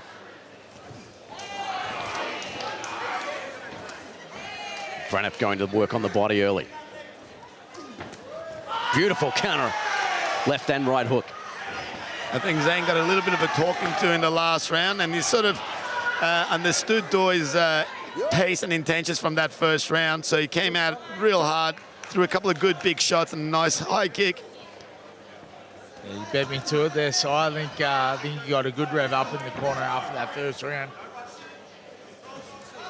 Yeah, especially with a 3-round fight, obviously, it's like the amateur boxing. You can't really afford to give a round away and not make a statement on the second round. Can't leave it not like the pro boxing where you can leave things into the later round, mate. You got to come out swinging early. It's Braniff's turn to turn up the pressure this round, definitely to start with. Tran looked for that spinning elbow yet again. And Braniff with a nice straight right to counter. Yeah, Doi landed a good right high kick as well, and a beautiful hook over the top by... Oh, Braniff finding a home. Well, things start to get nasty here in this second round. Doi just needs to tighten up his guard a little bit. He's starting to, as he's getting his rhythm, he's dropping it a little bit too low. He's scoring well with his kicks, but he's leaving those openings, and if he doesn't, he's not careful, he's going to get caught. Good, great work in the clinch by Zane. Just. Oh, and that's the third time this evening. I think we had jinxed it, but Braniff coughing one down below. Good, deep breath. He's given it the, I don't know any, no, we're talking about the 90s, any WWE wrestling, that's the Val Venus pose. Hello, ladies. It's like you knew I spent my afternoon watching WWE documentaries, Stephen. Him and The Godfather, most underrated Attitude Era wrestlers, but we're the real thing in the ring right now. Muay Thai action, second round of this fight. Good check by Doi Tran and comes back with that right hand. He's loving that waist lock. Attempts to dump his opponent and just both boys manage to stay upright. Oh, nice. Crushing outside thigh kick. Nice push kick from Braniff. Yeah, Zane's just catching his timing now, isn't he? Yeah, he's finding that rhythm and landing. Big dump by Tran. Textbook stuff there from Dai Tran in response. And that's 10 seconds to go in this second round. Braniff turning up the heat, looking for that elbow. I think I misheard the applause in the audience for the end of that second round, 10-second warning, but we are approaching the closing stages of this second round. Good high left kick by Zane, just catching the arms. Another left body kick by Zane. Return with a high kick of Doi. Doi's just starting to open his mouth a little bit now. I think the pace is starting to catch up, but scored a good right low kick to finish the round. Wow, fantastic second round, particularly there from Zane. Braniff turning up the heat as we take a look at the replay. Yeah, lovely right hand down the line there by Zane. Good teep into the corner. Just starting to measure his opponent a little bit. Gets checked. Doi walked into that right hand there. And a nice right body kick below the ribs. Good hook right hand by Zane coming through. Just trying to keep the pace, and Doi's just got to get a little bit careful with those spinning elbows. You get a little bit careless, you're going to get caught, and obviously in Thai boxing, if you turn your back and you get elbowed in the back of the head in the motion, that's not a foul, that's a good clean shot, so you just got to be careful. Seconds out. Beautiful right teep there, a la Tom, who you'd be familiar with, Kane Tom Sidjutong out of Smack Gym. Hopefully we'll see later on in the year back in Melbourne. I actually lost my license a couple of years ago and flew Tom over to drive me around for 6 months. Money well spent. Getting chauffeured around by a Muay Thai world champion, mate. It was good times.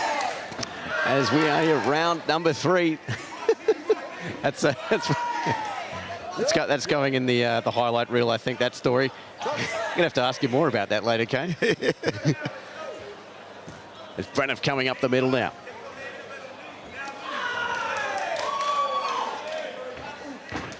To the outside he goes, and then upstairs. Nice change of level from Braniff. And then home for that right hand and look for it again. Braniff turning it up here late in the third. Spinning elbow from Tran on the exit. Yeah, Zane's really putting in the pressure. I mean, he's getting counter-kicked a little bit while he does that. Returns that dump, but Doi just manages to stay standing. The jab beats the overhand right in that occasion. Braniff trying to come over the top with that elbow, and he finds it the second time. Beautiful right knee there by Zane. Both boys starting to open their mouths a little bit and suck in the air. Good jab to the body by Zane, right over the commentary position. Oh, nice counter left by Braniff, and then the elbow. Yeah, just you can see Doi's starting to get a little bit fatigued. This is the first pro fight. Adrenaline dump probably starting to kick in a little bit. He come out all guns blazing in that first round. I think he's left it all in there. Yeah, and those knees to the backside by Zane, they're quite high-scoring technique in Muay Thai. It's a dominant position when you force your opponent to turn their back and start kneeing their back. Braniff pouring it on now here in the second minute of the third, I should say. Avoids that kick. Doy's just going to be careful with turning his back a few too many times. Like I said, if he does get hit, that's not going to be a foul. There's no fouls like that in Thai boxing. So it's his responsibility to protect himself. Nice stiff jab by Zane. Left hook over that guard. That was a beautiful left hook game. He's throwing some good shots with his hands the last couple of rounds. Braniff looking for that elbow, almost to the back of the head. Oh, spinning elbow of his own. That was a really lovely, well-timed spinning elbow by Zane. They went down. Neither person really ended up on top there, so it's a bit much of a nothing there. So he's biting down on the mouth guard now, Zane. He wants his bad. Braniff walking down Tran, high kick. Oh, lovely round by Zane. That was just that little bit more experience kicking in. He sort of knew he had to win those last two rounds, and for mine, he got the job done. Doy's got a big future, good style, good form, just probably needs to learn to calm down a little bit. We take a look at the recap of that third and final round. For the presentation, representative from Icon Photography to the ring for the presentation. Oh, he just managed to stay standing. Beautiful low kick by Doy. Nice right knee to the body by Zane. Another bread and butter technique. And again, he's just got to be careful when he misses with those kicks to get back to his position really quickly. Keeping posture, composure, and position in Thai boxing is so important. So our second fight of the main card done and dusted. Will go to the judges' scorecard. Quick plug for Icon Commercial Productions. They'll present the award. All your photography needs, hit them up. Gasoline Alley, obviously. MJ's Hideout, Positive K9 Training, CCM Insurance Group, Lenny Kebabs, and of course, Hammer's Gym, Mark the Hammer Castanini, putting on this great night of action. Great to be back here at the Melbourne Pavilion for Warriors Way. And great night so far, and a great crowd in here as well, very vocal. And well, stick around, we've got 5 more fights to go. Muay Thai, boxing, and some K1. Yeah, I'm really looking forward to the bout between Jamie and Stephanie. Steph's been in Melbourne for a long time trying to make her pro debut. So, exciting boxing match. So let's go down to centre ring for our official decision. Good fight, guys. Thank you, very good. Ladies and gentlemen, after 3 hard-fought rounds, it was seen the same way by all 3 judges. 29-28 unanimous points decision to your winner from the red corner, Zane Braniff. So Braniff, 2 wins on the trot, and side impressive display from this young man. Yeah, very well done. That first round, Doy, I think just surprised him a little bit with his pace and accuracy with his shots, but I think Maddie and Lani in the corner there from Bones MMA probably had a solid talking to him, and he came out and did the job. So Braniff gets the win, and we'll be back with more Warriors Way right after this.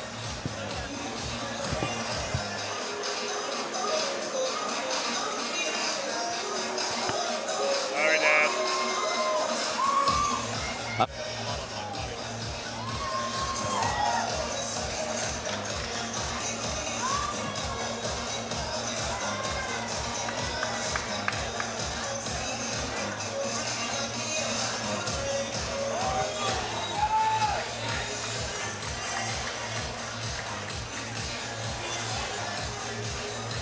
Tail of the tape, McFarlane out of Hammer's Gym, Melody out of Addiction. 3-year age difference. The weights are even. Pro debut for Aaron McFarlane. 1 fight and 1 loss for Alistair Melody, who only fought just a couple of months ago.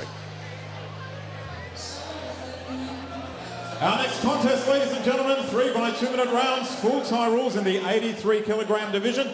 This one is sponsored by Lenny Kebabs. Introducing first from the blue corner, please welcome Alistair Melody.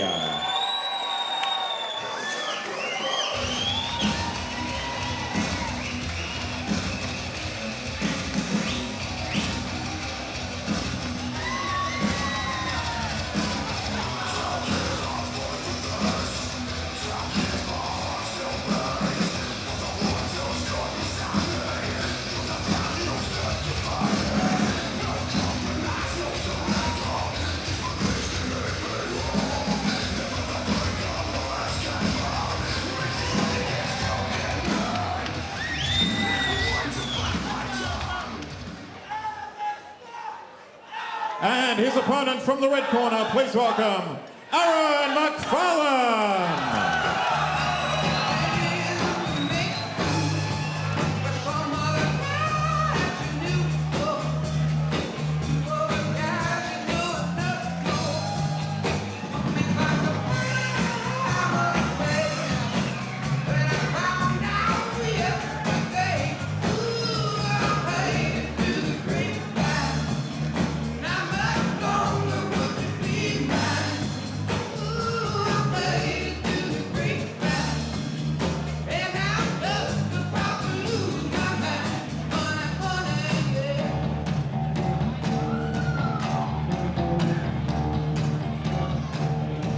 Ladies and gentlemen, introducing first, fighting out of the blue corner and representing Addiction Kickboxing and Muay Thai, trained by Nathan Allison, official weight 83.7 kilograms. He's had 2 fights and fights out of HMAS Cerberus. Ladies and gentlemen, please welcome Alistair Melody.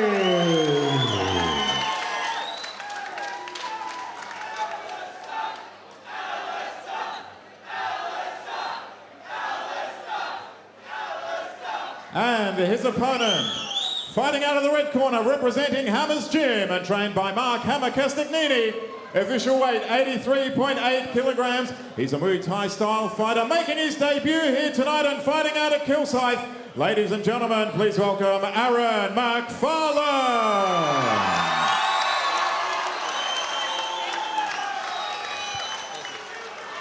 Fighters to center ring for the referee's instructions.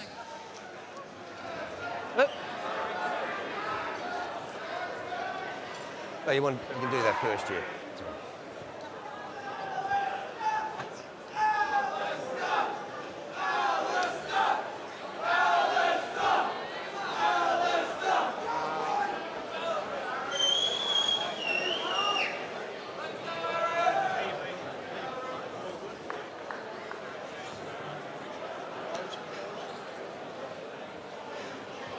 So Alistair Melody and Aaron McFarlane set to do battle here. Alistair Melody, you'd be familiar with Sy last month, coming off a loss to Ryan Doyle. Yeah, he had a really good fight. It was the opening fight of the last Root show. Nice, good fighter from Bones MMA, Ryan Doyle. So Alistair put on a hell of a show, and same big crowd support he had.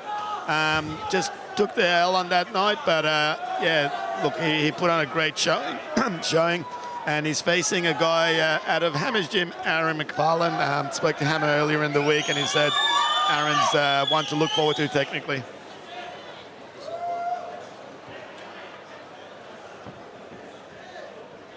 All right, guys, I've been through the rules, and what's expected was to my instructions at all times. Defend yourselves at all times. Touch gloves if you wish. Go back to your corners. Good luck. So we get set to do battle. McFarlane and Melody, 3 by 2-minute rounds. Tie rules in effect. As final instructions from Mark the Hammer Castagnini. Also got Ramesh Habib in his corner as well.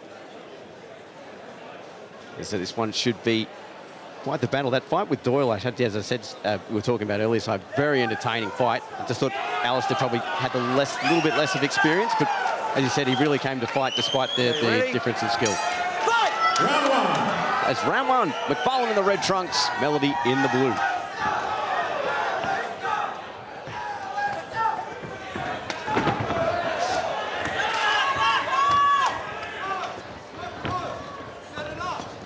Both boys straight into her from the opening bell. Melody going downstairs. Yeah, it's quite a fast tempo start to the fight, especially at these sort of... Oh, big shot there from McFarlane. And that's going to get the standing 8. Nice high right kick by McFarlane, just catching Alistair on the chin. 8, gloves up. Step forward. Saw the Step eyes roll there as soon as right. they connect. Okay, time in. Fight! Oh, McFarlane coming straight. He smells blood. Left straight down the middle. Melody rock. Let's see what he can do in response. Another high kick. Yeah, almost landed that high kick back again, and Alistair doing the right thing, trying to tie him up in the clinch. He's got a little bit of a height advantage on him too. He needs to get that left hand back to his head. That's That's going to be a problem for him if he's going to drop that hand down, because these kicks are coming up. Manages to stay standing after landing that body kick, and they tie up into the clinch. This will be a good chance for Alistair just to get some composure back. Oh, lovely right elbow by Alistair in the clinch there. It looks like Alistair's weathered that early storm, did well. Done well to come back after those good couple of shots there. Yeah, Aaron wants to just settle down a little bit too, because maybe just headhunting too hard right now could open him up for something. Nice counter left from Melody. Good jab down the line by Aaron McFarlane. Slips that jab, comes on the inside, right kick to the body. Spinning back fist to the body. And that will do it. Wow. Fireworks early in round number 1. Stay down on the way back to the corner there too. Yeah, this one's a 3 by 2 minute round fight, so the pace is a little bit higher. Let's see if we can see that beautiful right kick by Aaron McFarlane in the corner. Alistair just keeps dipping that lead hand down and just caught the tip of his toes. Set it up there with that left hook. Yeah. Just come back with that high right kick. As you said, Syed, McFarlane almost didn't want to gas himself. Had landed the right high again, but yeah, Alistair did very well to weather that storm and throw that elbow in response. We might see this coming a bit later. There's the counter left from McFarlane. Seconds out. Wow, exciting. First round here between Melody and McFarlane here at Warriors Way. Round 3 fight night. Fight! Here we go. Round 2. Oh, both of them not wasting any time. They exchange knees here in the corner.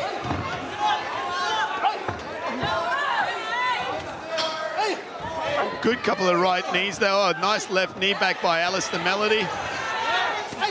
High kick is checked.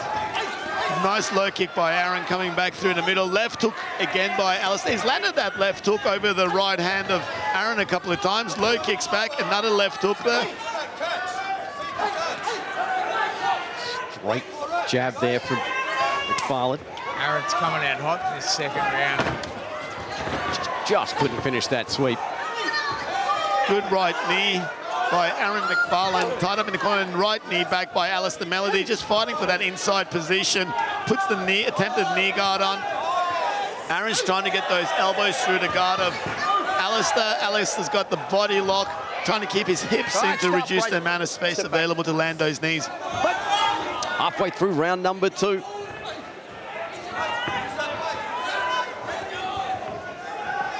McFarlane pouring the pressure on. Nice elbow there from Melody. Just gets swings his arms down the middle, trying to get that dominant hand position in the clinch. Teeps to keep the distance of the forthcoming Aaron McFarlane. Right kick misses a little bit. Both boys starting to gas a little bit by look at their face expression. Chopping outside thigh kick there from Melody. Oh, huge right hand from McFarlane. And again. On coming up the middle with the jab to the body. Was that a spinning reverse crescent kick there by Aaron McFarlane? Throwback to the 90s again. And that will do it. Round number 2. Well, JCVD getting a throwback as well. We've got it all, but wow, another great round. And McFarlane again turning the pressure up as we take a look at the replay. Yeah, Alistair did some decent work at the start of that round. I think he realized after that knockdown in the last round that he was in better position being on the inside. Landed a couple of good knees. Aaron returning those knees to the thighs. A couple of really lovely right low kicks by Alistair in that round. Catch and attempted dump after that teep. Coming over with the left hook, just missing the mark. And a big right hand. He wore that well there. He did, and that's he's just got to be careful with that range where he drops that left hand down against the slightly shorter opponent that's always going to try to roll over that right hand. Centering, touch one, guys, step back. So here we go, third and final round. Full time rules, 2 minutes remaining between these two gentlemen.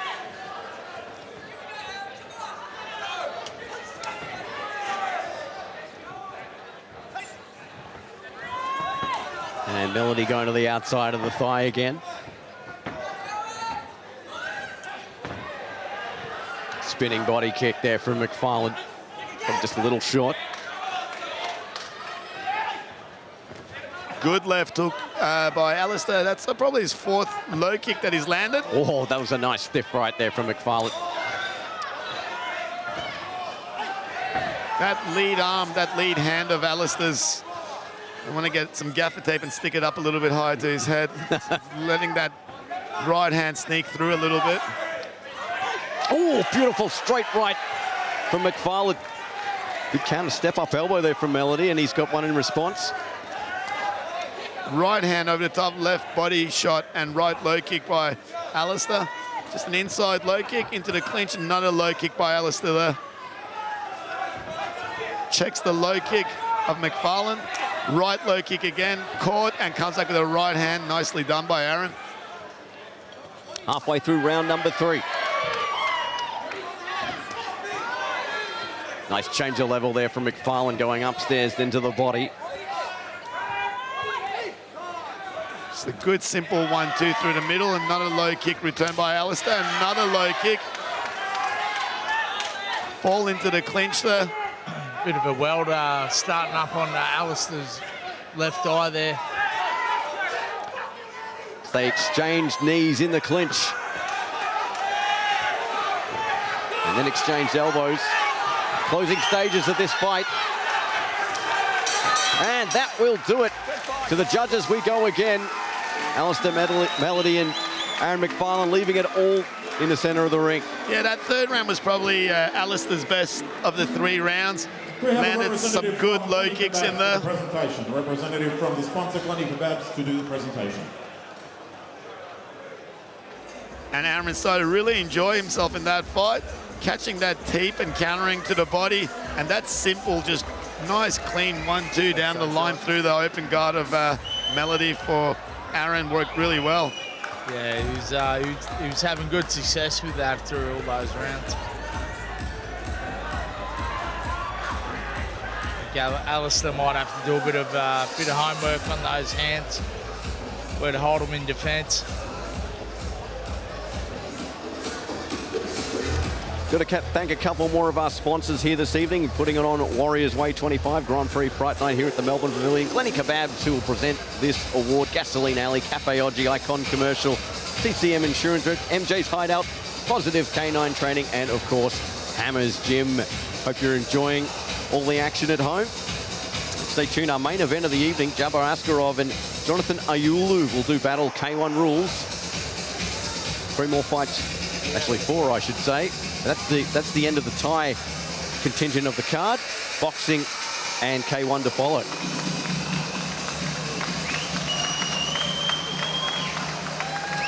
right, guys. Good fight, both of you. So let's go down to center ring for our official decision. Ladies and gentlemen, after 3 hard-fought rounds, the judges saw it all the same way. Judge 1 scored it 29-27. Judge 2, 30-26. Judge 3, 29-27. To your winner from the red corner, Aaron McFarlane. So Aaron McFarlane gets the win on debut for Hammers Gym. And he'll be celebrating this one this evening. Make sure you stay tuned. More Warriors Way action coming up right after this.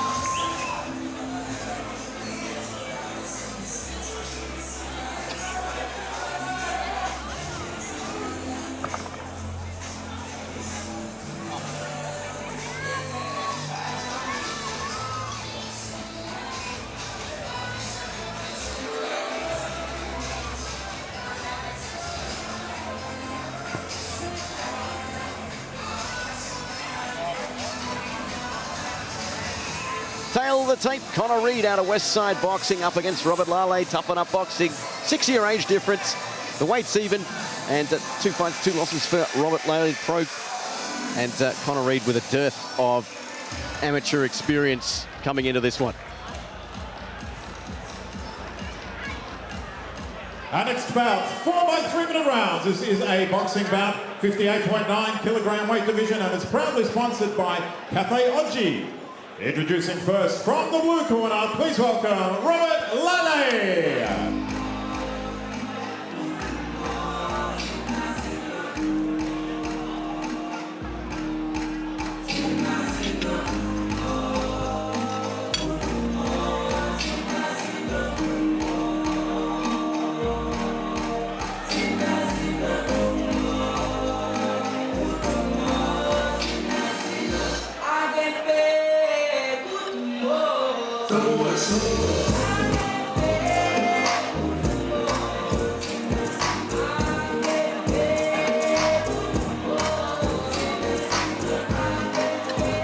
And his opponent from the red corner, please welcome Conor Reid.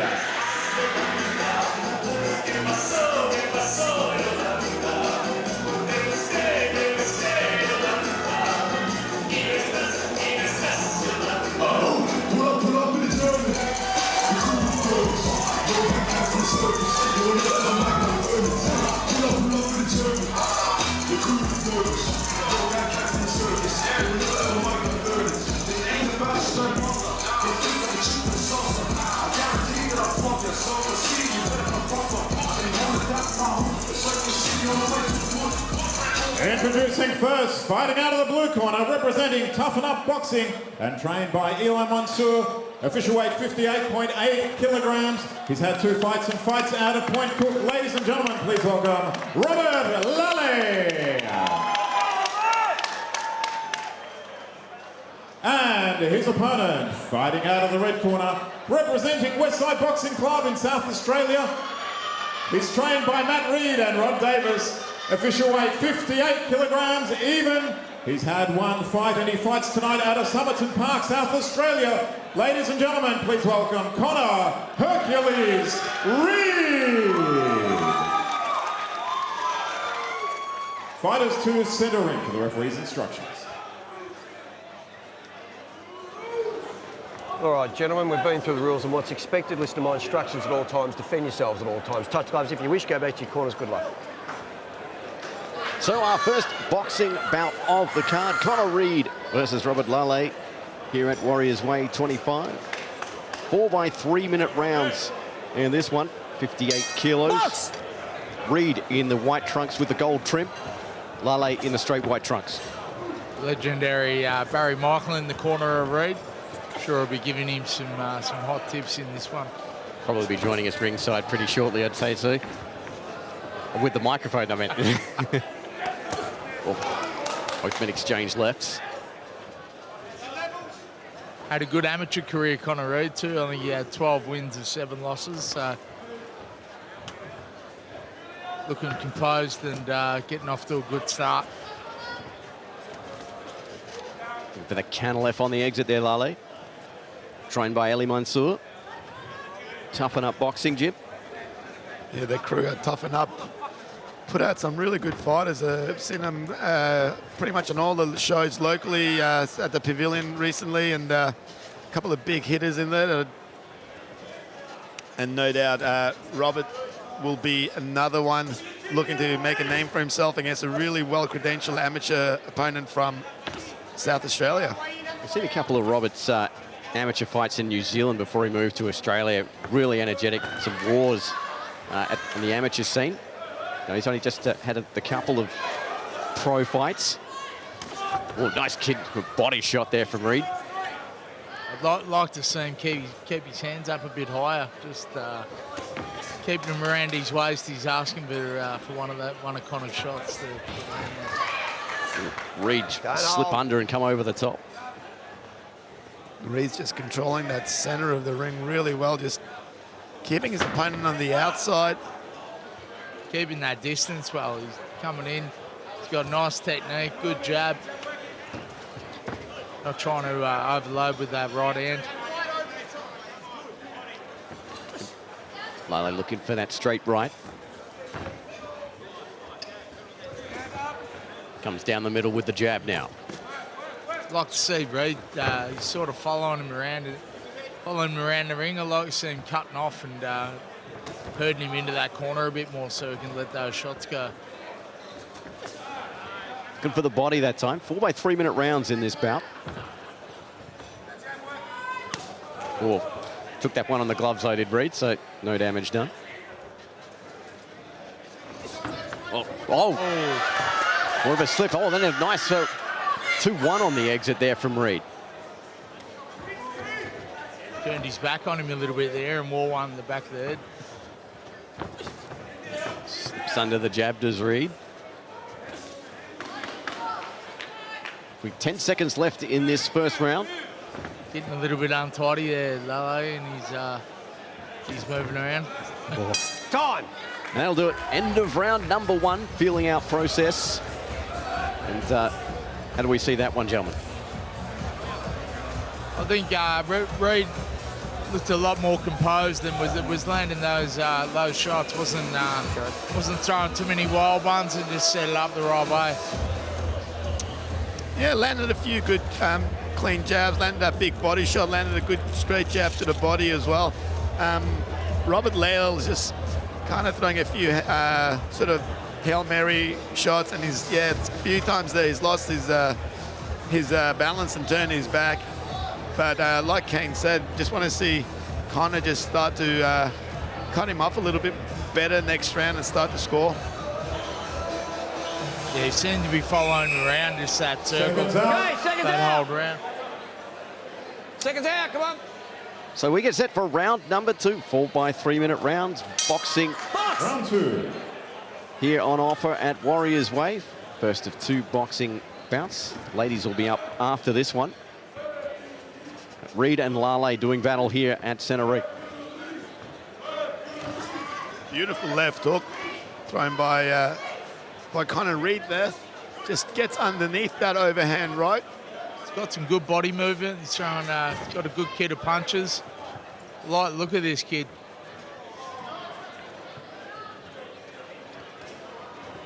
Starting to cut the ring off a bit better this round.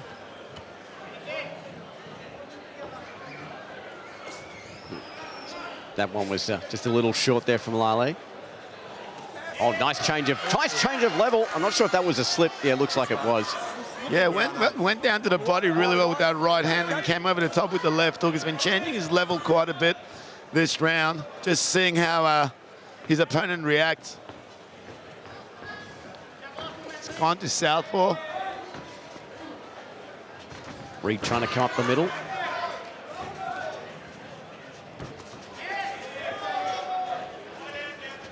Slight reach advantage for Lale, but Reid doing a good job of closing the distance regardless. If he started throwing a few more straight shots and instead of trying to wind them up, he'd be able to pick Reid off on the entry a bit better. But winding up those shots, he's just letting them fly over the top of Reid's head. Reid, nice body to the head. Change back to orthodox again, just eats a right hand for his troubles. Oh, nice hook there from Reid. Reid's starting to find his range and find some form. Caught Lale's attention then. His eyes will open up a bit on after a couple of those shots.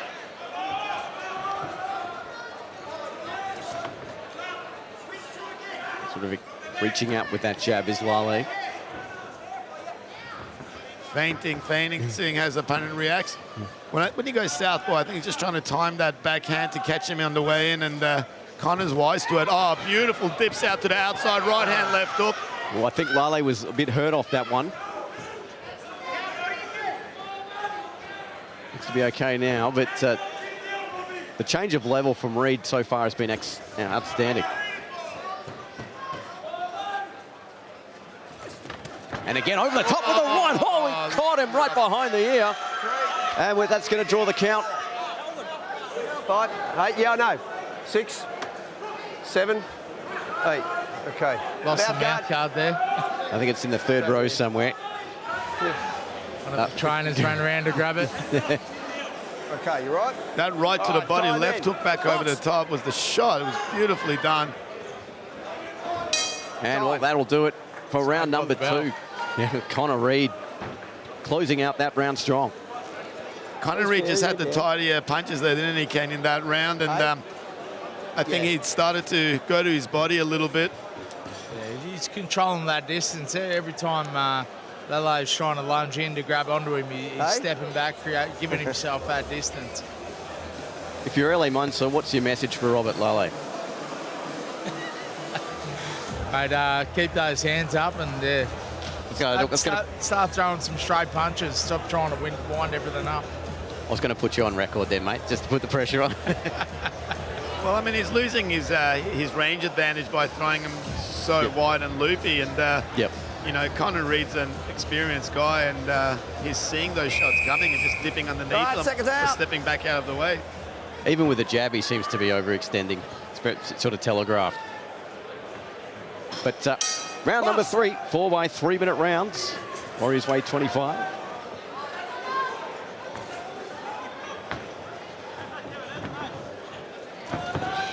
Reid now trying to apply the pressure early. Look at the way he closed out round number 2.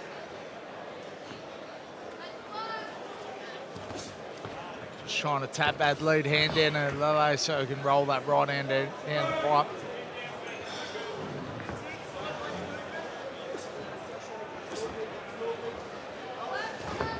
Lale now starting to work the jab. Ooh, yeah, saw that coming. Reid, as you said earlier, gentlemen, wise to that, going underneath.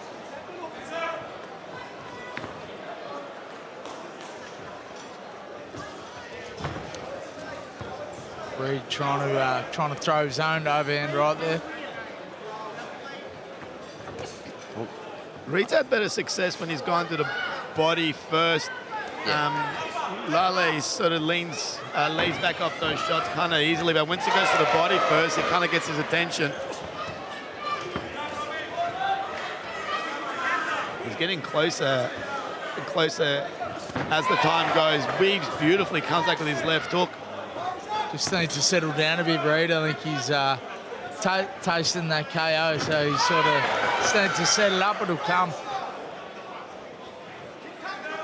Yeah, don't change what worked. Reid will just. Easier said than done sometimes when you get that taste of blood. Oh, nice short right hook there from Reid. Keep going. He's starting to drive the point home here in round number 3. Halfway through.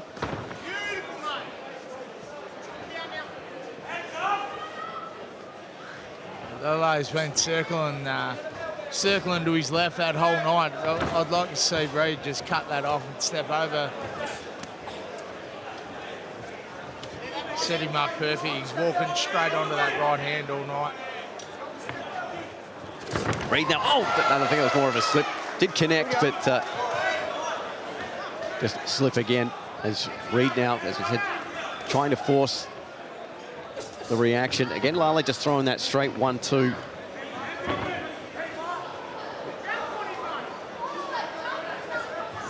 We approach the closing stages of round number 3. It's basically all Conor Reid.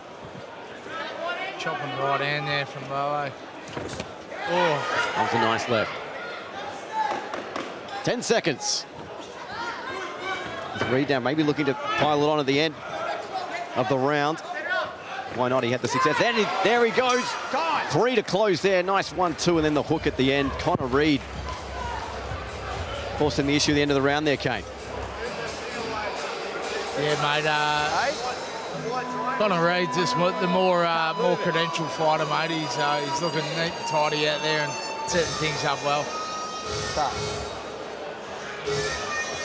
Going to thank some more of our sponsors here this evening. Positive Canine Tran, MJ's Hideout, Mexican Restaurant and Bar.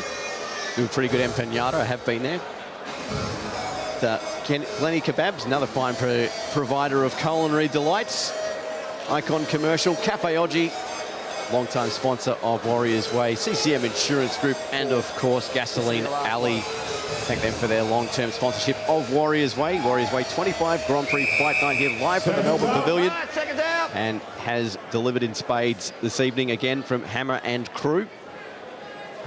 Can't say the same for Paris Pascali though. He's been the thorn on my side all night. Just got to get you back there, mate. It's Conor Reid and Don Lale do battle for the final round. 3 minutes between us and the judges.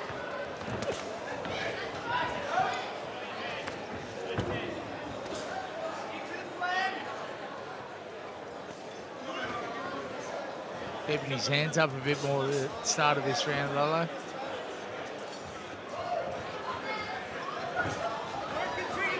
Switches to southpaw again. Oh, nice.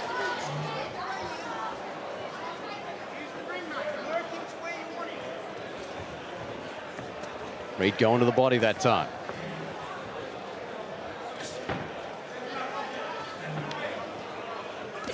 Coming over the top with that left. There's a flurry there from Reid.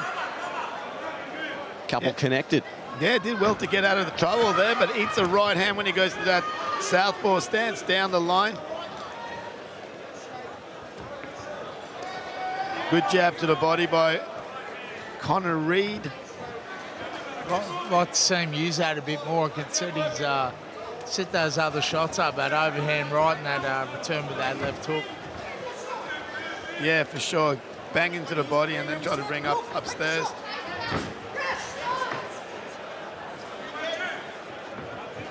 Halfway through round number 4.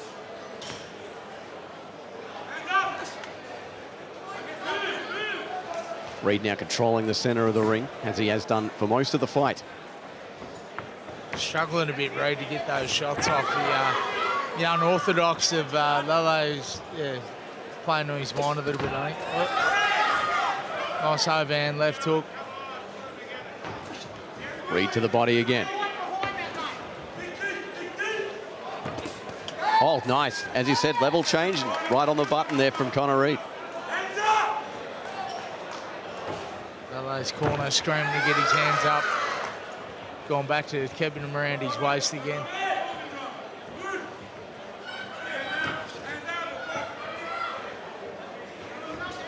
Under a minute left in this 4th and final round. Just a little short there from Reid. Yeah, I think it just touched the tip of that beard then. It was another inch deeper, and I think we would have got the result he wanted off that shot. Another right hand down through the middle. I'd like to see him flick that left hand out a bit more, Reid, and just get that set up so he can come back with his other shots. 10 seconds. Oh, huge shot from Reid. Will we see one more before the bell? Lale trying to close the show with a flurry. But to the judges' scorecard we go. Pretty dominant performance, I'd say, from Conor Reid this evening. We have a representative from Cafe Oggi for the presentation. We take a look at the replay. Representative from Cafe Oggi for the presentations. Thank you. Yeah, Lale stepping back and trying to throw that uppercut, and then when he switched back to southpaw, he was trying to catch him in with that hook, but I think Conor's too experienced for that to work on him. Nice leaping left hook there from Conor. Trying to open up in the corner, but yeah, just that's over. A bit more experience to be able to learn where to keep that foot placement, to keep him in the corner and let his shots go.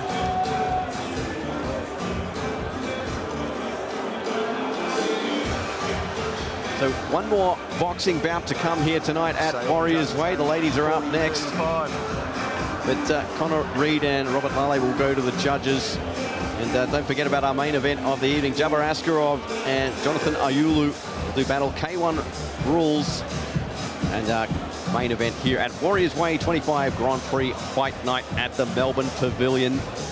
It's great to be back. Long time out at the Doncaster Shoppingtown Hotel. I remember many a Warriors Way out there. And now Melbourne Pavilion really is the home of fight sports and has been. I know Sai has made the move across with Boa and Roots and Rebellion. Yeah, great team to work with here, Brian and Amanda and everybody else here. So why would you go anywhere else? Yeah, I remember the St Kilda Hall Boa evenings and Rebellion, but Melbourne Pavilion, great venue, and we hope to see many more here. great setup here, mate. I've had many a fights in here and done a ton of work on top of the roof as well. Free admission for the rest of your life. Well done, good fight. So let's go down for our official decision at centre ring. Well done, good fight.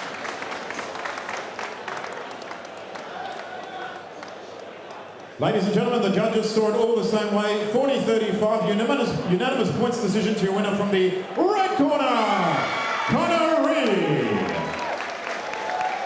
So another pro red win for Conor Reed. He gets the unanimous decision victory here over Robert Lale at Warriors Way 25. Stay tuned, more boxing coming up after this, the ladies' turn. And our main event of the evening, Dzhabar, Askerov and Jonothan Aiulu, not far away. Stay tuned, more Warriors Way coming up after this. Oh, thanks. Fuck, that one's over. There's options now.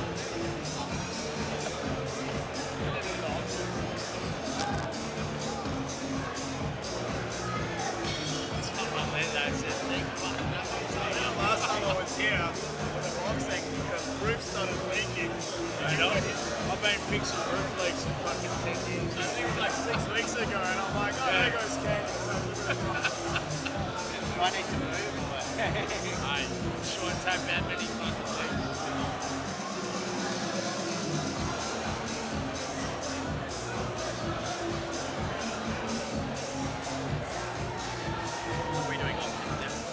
All right, ladies and gentlemen, we're going to have a auction momentarily, but first I'd like to welcome to centre ring the man responsible for this amazing evening he's put on tonight. Please welcome Mark the Hammer Castagnini. Thank you, everybody. I'll be brief. I just want to take a moment to firstly thank the fighters and the trainers that have got behind this show. This is probably out of 25. Well, I've done a couple of shows in lockdown, so 27 professional shows. This is one of the most challenging. And I'll have an assessment with what I'm going to do going forward. It's getting hard to get these shows off the ground these days, so you really appreciate everybody that gets around you. It's been a challenge, and a lot of people have given me a lot of encouragement to make tonight happen. You all know who you are, and I want to thank you. I want to take a moment just to thank each and every one of the sponsors, the guys that are getting up presenting the trophies. They're not just bodies in the ring that give a trophy out. They actually put money into this show to help make it happen. Wouldn't happen, the fighters wouldn't get paid, the venue wouldn't be possible if it wasn't for the sponsors and you guys, of course, here tonight.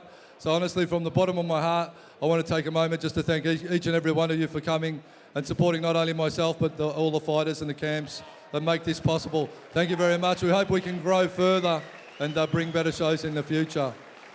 I also want to take a moment to thank my fiance, who's at the back somewhere at the door.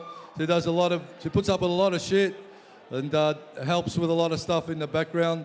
So I love her very much, and you know, as I said, you can't do it without people that support you, and she's absolutely my #1 supporter. So a big thank you, Dom. I love you, and I appreciate everything you do. Thank you, everyone, once again. There's some absolute cracking fights coming up right after this auction, so enjoy and have a great weekend. Cheers, guys. Thank you. Give it up once again for Mark the Hammer Castagnini. What a great night he's put on for us. Okay, ladies and gentlemen, I've got some great auction items up for bids, and I believe we're going to start with the Floyd Mayweather signed boxing shorts. Now, this is an amazing frame.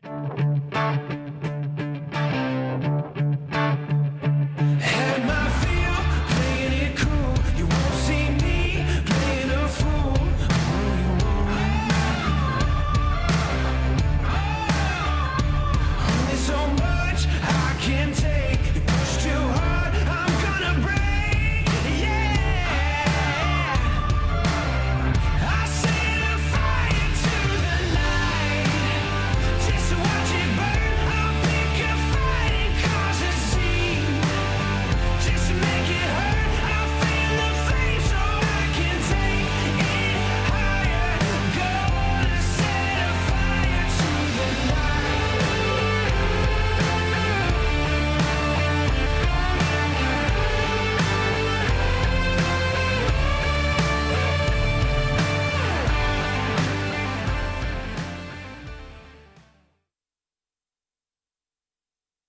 All right, so hello everyone. This is Miguel Morales. Senor. Just Renee. Why am I so underloved? Also known as Baby What? Oh, Isa. Jake here from PK9 Online and Chris Loverseat. All right, so just giving you some quick tips on dealing with aggression. So online, we've got over 200 videos that can help you out.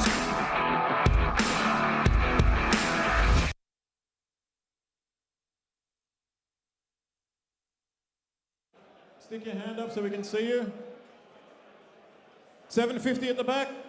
Black t-shirt there, 750. Do we have 800? 800 for this magnificent item, the Floyd Mayweather signed boxing shorts. You can see the size. This is a magnificent frame. Do we have 800? We've got the gentleman there on you, sir, in the black t-shirt at 750. 800 anywhere. Stick your hand up. 800 anywhere, otherwise it's on the gentleman at the back there, 750.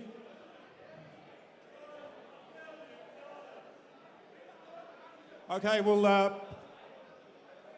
a chat to the gentleman who had the bid, and we'll move on to the next item.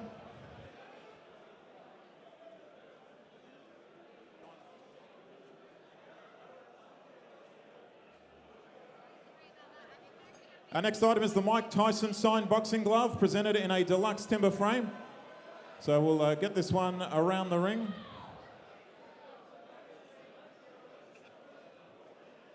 The Mike Tyson signed boxing glove.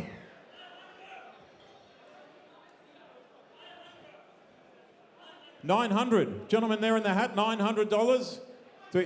$950 here in the champion t-shirt, $950. Sorry, I'll step. $950 there, the gentleman in the champion tee. $1,000 there. $1,000, gentleman at the table, table 9, I think that is. $1,100. $1,100. Do we have an advance on $1,100?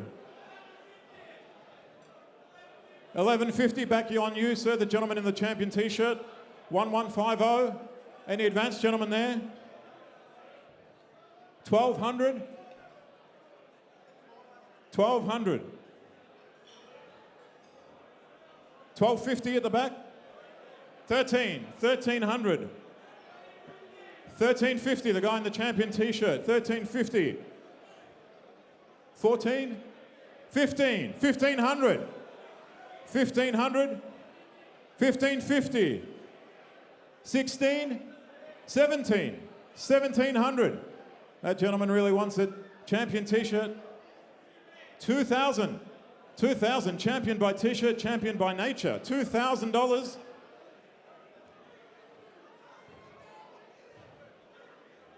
$2,200.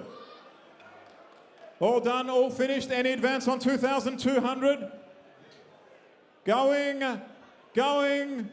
Gone. Congratulations, sir. Well done. $2,200.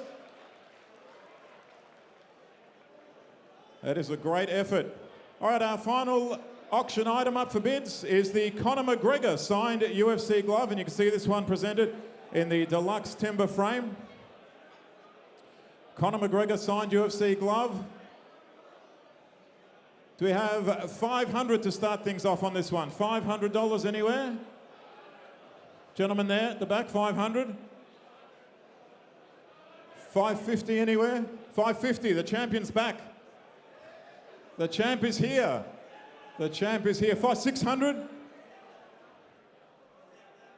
$1,000. $1,000. $1,000. Back on you, champ. 10. No, I've got to go 1050, I think. $1,100. $1,100 over here. 11. Back on you. 13. $1,300 over here, sir. 1,300, the champ is out. 1,500, 14, 1,400 over this side, sir. 15, 16, 1,600. $1,600 and he's out. Any advance on 1,600, champ? You're going to come back to us? 1,600 going once, twice, 3 times and sold. Well done, ladies and gentlemen. What a great effort. Great auction result there, great items.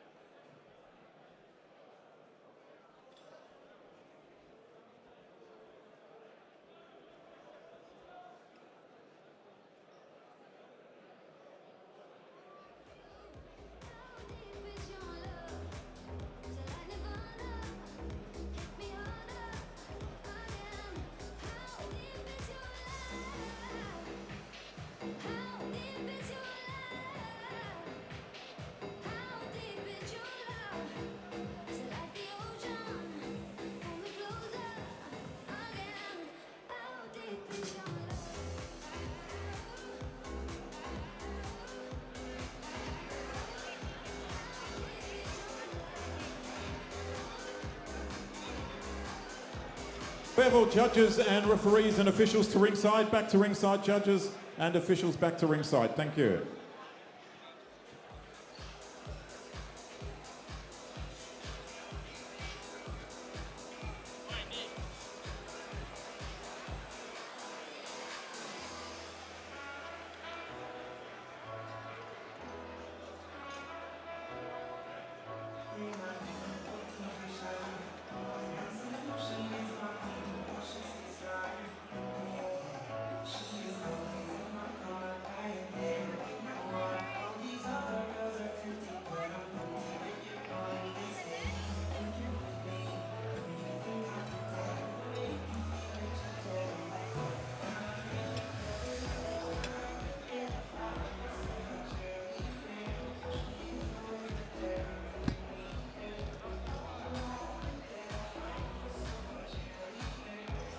Could just confirm the doctors back at ringside also. Doctors, judges, referees, everyone back to ringside. Thank you.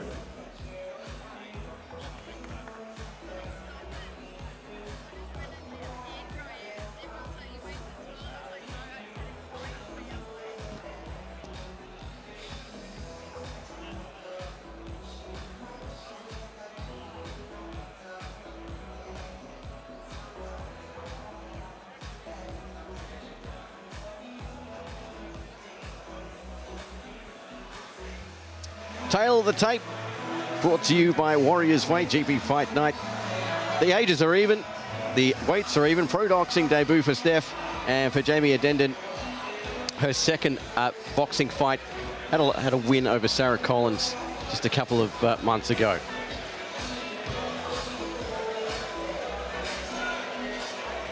Our next contest, 4 by 2-minute rounds in a boxing contest, proudly brought to you by Game Face, a great sponsor. Introducing first from the blue corner, please welcome Jamie Edenden.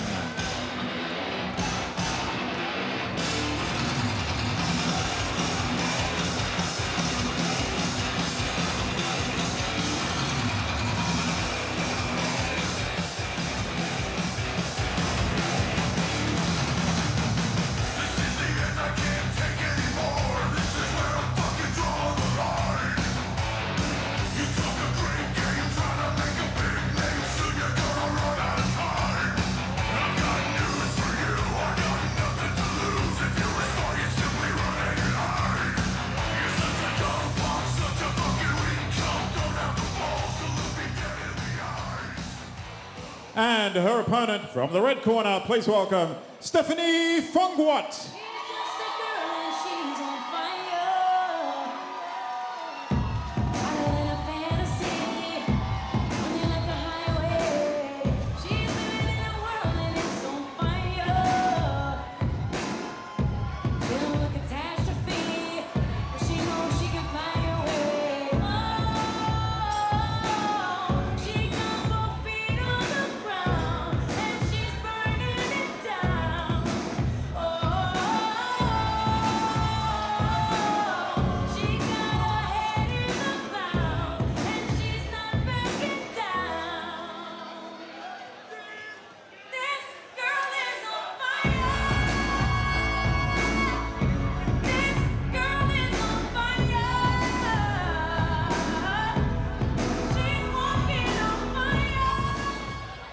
Ladies and gentlemen, introducing first, fighting out of the blue corner, representing BTB Boxing and trained by Todd Commons, official weight 70 kilograms even. Ladies and gentlemen, fighting out of Virginia in Queensland, she is a state champion. Please welcome Jamie the Weapon Edenden.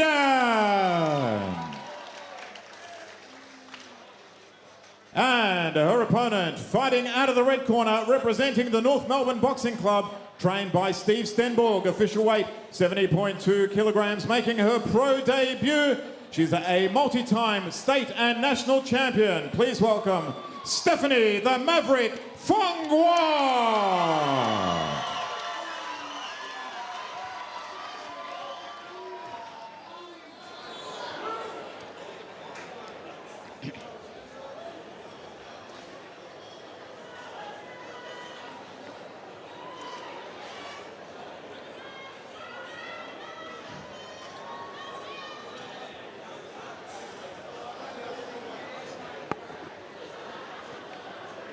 Anybody else, Steph?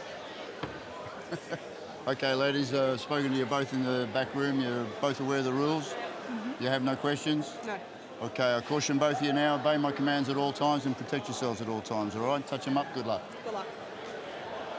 So Stephanie Mfongwot and Jamie Edenden, 4x2 minute rounds, boxing here. Apologies to Jamie, and during the tail of the tape was actually her MMA loss to Sarah Collins. I got that mixed up in my notes, but quite established, both of them quite established boxers in their own right, and they are ready to go. Mfongwot in the white trunks, Edenden in the black. Yeah, been really keen to see Stephanie Mfongwot's pro debut. Really accomplished amateur boxer, training out of North Melbourne Boxing Club. She's obviously got Steve Kerr from Moorabbin Boxing in the corner, as well as Barry Michael. They're all really big raps on her. Steve Steinberg from North Melbourne in the corner. Yeah. Yep.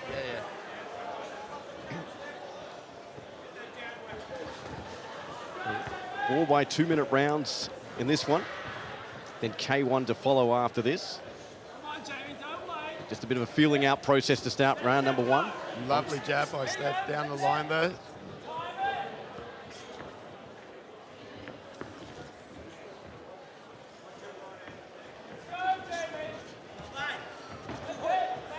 Jamie's quite an active MMA fighter too, and in a recent fight against Sarah Collins, actually in the third round, she did quite a lot of damage with her hands. Yep. It's quite handy in the MMA world with her punches, and she's obviously got the boxing experience as well.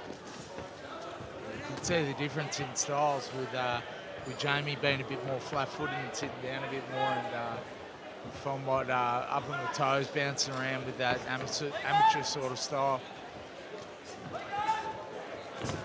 Exchanging jabs at the moment. To the body goes Mfongwot. Oh, nice change of level there from Edenden.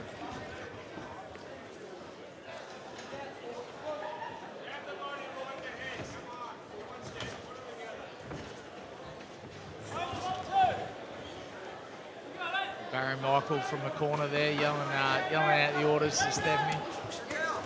Nice little flurry here in the closing stages of round number one. On the bell. Stop. And that'll do it. Really not much action in that round. Still filling each other out. Still 3 rounds to go.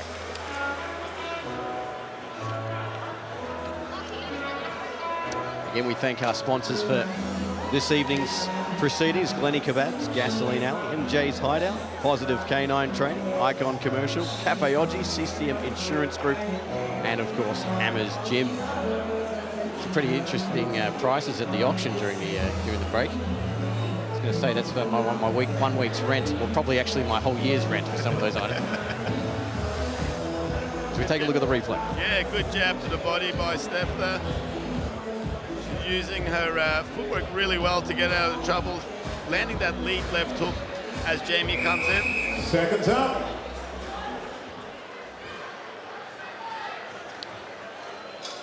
Bit of a filling out round that first round, Kane. Yeah, it certainly was, mate. No one really landed anything significantly, so. And round 2, 4x2 minute rounds. Nice jab from Jamie. Steph going up and down to the body. Nice right hand.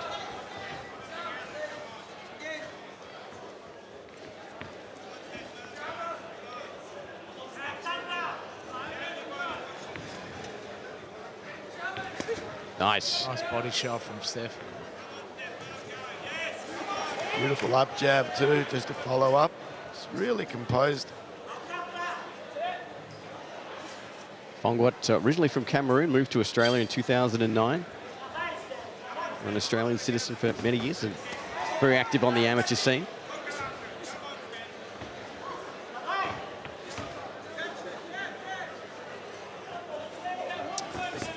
Edenden now going to the body. Nice stiff jab there from Mfongwot.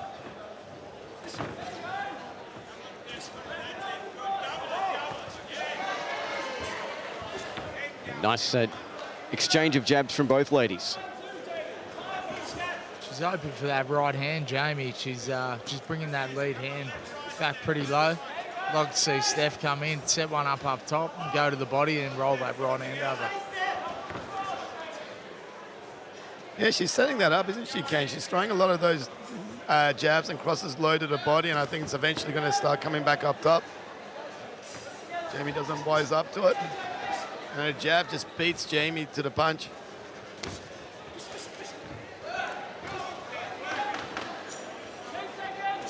Ten seconds left, round number 2. Nice flurry from both ladies as they let fly here.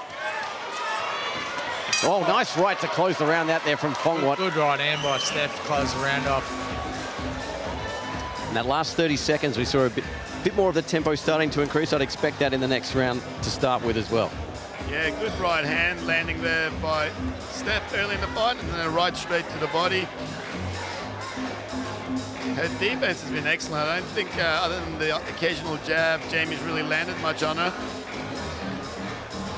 It's a good combination of using her feet, using her upper body movement and her gloves to defend those punches.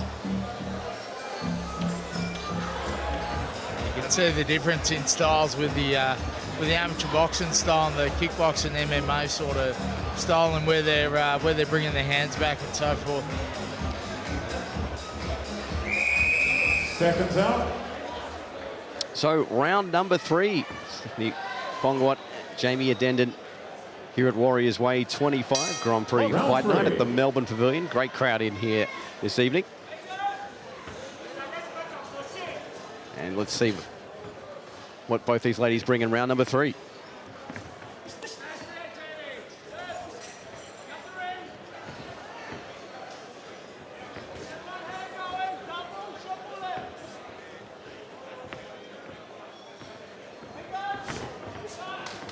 Edenden looking to close the distance now. Jamie's struggling a little bit to cut Steph off and land those big shots she's trying to look for. I think she's sort of following around the ring instead of stepping across and cutting her off.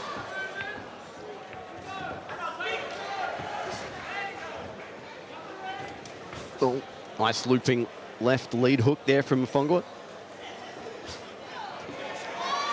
Dropped by his hands for a minute. Copped a nice little left hand for the taking. Oh, over the top goes Mfongwot. Yeah, beautifully caught that left hook and just fired back down the line. This fight's starting to open up a bit here in the 3rd round. Yeah, having seen Jamie fight before, I think she's going to start to really pour the pressure on. It's just a matter of if she can actually penetrate Steph's defense. Good left hook as she turns off. Another lovely right to the body and a right hand back upstairs and jabs off again and moves around. Just wearing those shots. Jamie, every time she's coming in, keeping that wide guard with her hands. She's hoping for those straight shots down the pipe.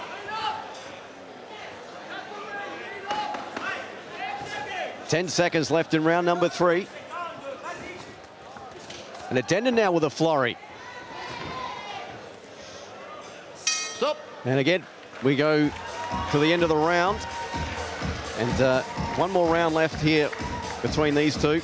Who have you got so far, Si? For mine, Steph's clearly in the lead here, even though there isn't a lot of shots being landed. It's not a high volume fight. I think just the quality of punches is definitely from Steph. Yeah, she's just sticking away, scoring those shots at will. Jamie's trying to look for those big shots and copping 3 or 4 as she's entering in, trying to set that up.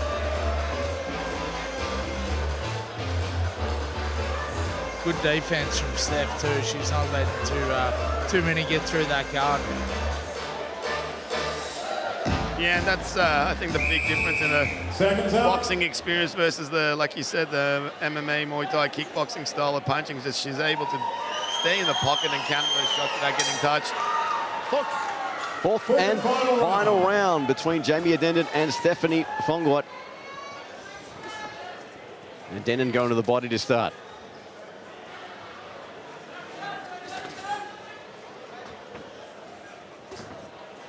She's got a great lead hand, Steph. That jab and those long left hooks work beautifully.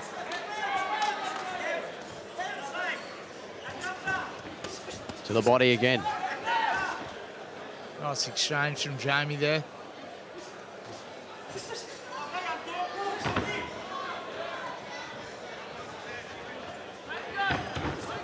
Oh, nice 1-2 and another jab there from Mfongwot. Found that jab all evening. And again, beautiful hook on the exit.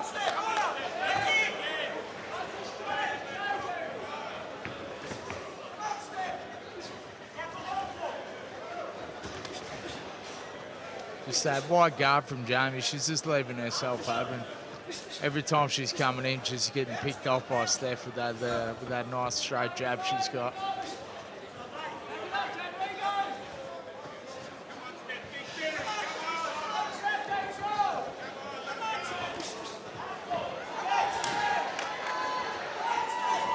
Halfway through round number 4, fourth and final round between these two ladies here at Warriors Way 25. Mfongwot ducking and weaving. Another good right hand and a good left hook from Steph. Goes back on that jab again. Just the difference in defense. Beautiful up jab on the inside of Jamie's jab. I think Jamie will take a lot away from this tonight and be a better fighter because of it.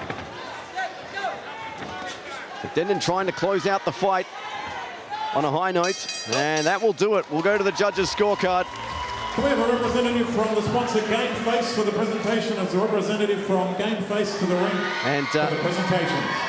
After 8 minutes of boxing between these two, I'm going to have to. I'm going towards Mfongwot being landed the crisper strikes and the more consistent, particularly with that lead left jab. Yeah, really effective use of her jab and long left hook when Jamie was coming in, catching with those hooks. Her right hands scored plenty of times to the body and the head, and you can see those jabs popping in and knocking her head back. Unfortunately, I think Jamie only really relied on laying back off the shots. There was no sort of lateral head movement or defense from her hands, which against someone as experienced as crafty as Steph was, you know, she's had so many amateur fights all over the world. I don't think you can get away with that. Yep. So two more fights, excuse me, getting ahead of myself. A decision on this one and two more. 2 K1 fights. Dean Vujic and Chris Burridge are about to do battle after this one. And our main event of the evening, Dzhabar Askerov and Jonothan Aiulu in a K1 3-by-3 minute round. Stick around for both of those.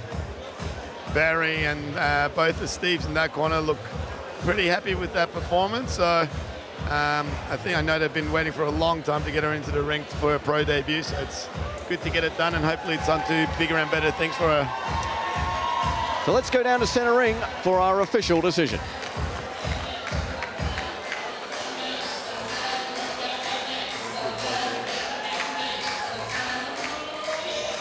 Ladies and gentlemen, after 4 hard-fought rounds, the judges saw it all the same way, 40-36. Unanimous points decision to your winner from the red corner, Stephanie Mfongwot.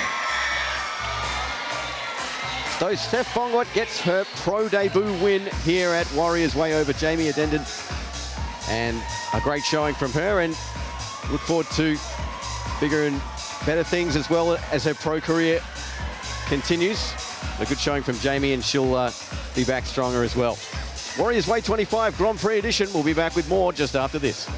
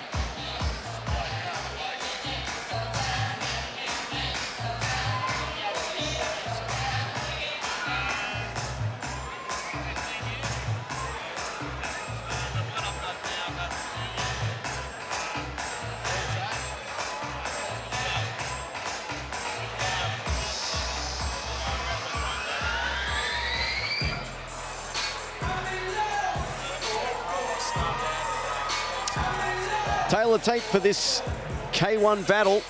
6-year age difference in favour of Burridge. The weights are even, the records, plenty of experience on both sides. And 8 Blades and Bulldog gyms clashing here. Co-main event of the evening at Warriors Way 25. Ladies and gentlemen, this next contest is the semi-main event of the evening. 3 by 3 minute rounds. It'll be contested under K1 rules and is proudly sponsored by Positive K9 Training. Introducing first from the blue corner, please welcome Chris Burridge.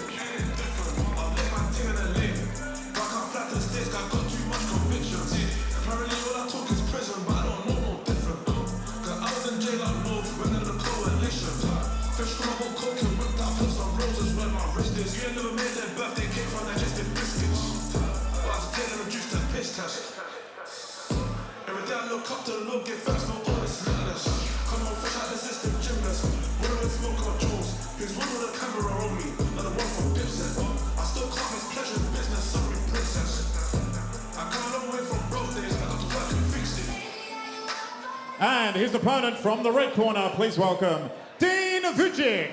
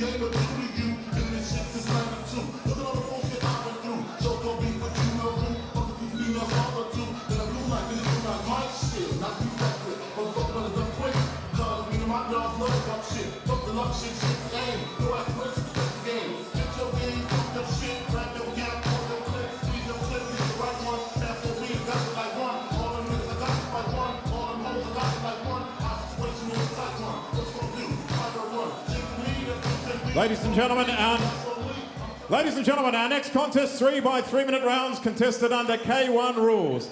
Introducing first, fighting out of the blue corner, representing Stockade Training in Canberra, official weight 71.8 kilograms. He has a fight record of 22 fights, 18 wins, 3 of those by way of knockout. From right in the ACT, ladies and gentlemen, please welcome Chris the Wolf Burridge.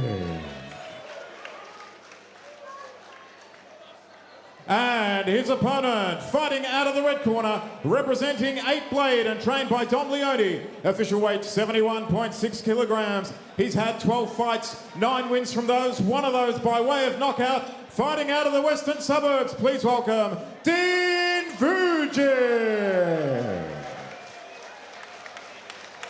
Fighters to center ring for the referee's instructions. Okay, guys, you're both aware of the rules. You have no questions, all right? I caution both of you now, obey my commands at all times, protect yourselves at all times. I want you to watch the 2-handed knees, all right? 1 hand, knee, and if you can't do that, don't do it at all right? Touch them up, good luck. Bryce Birtwistle overseeing this one. Chris Burridge out of the Stockade Training Centre, not the Bulldog as per the Taylor tape. I'm convinced that the Taylor tape is partially a troll, but trained by Ben Reid out of the Stockade Training Centre. Clashing with Dean Vujic under Dominic Leone and the 8 Blades Gym. Burridge in the blue, Vujic in the red.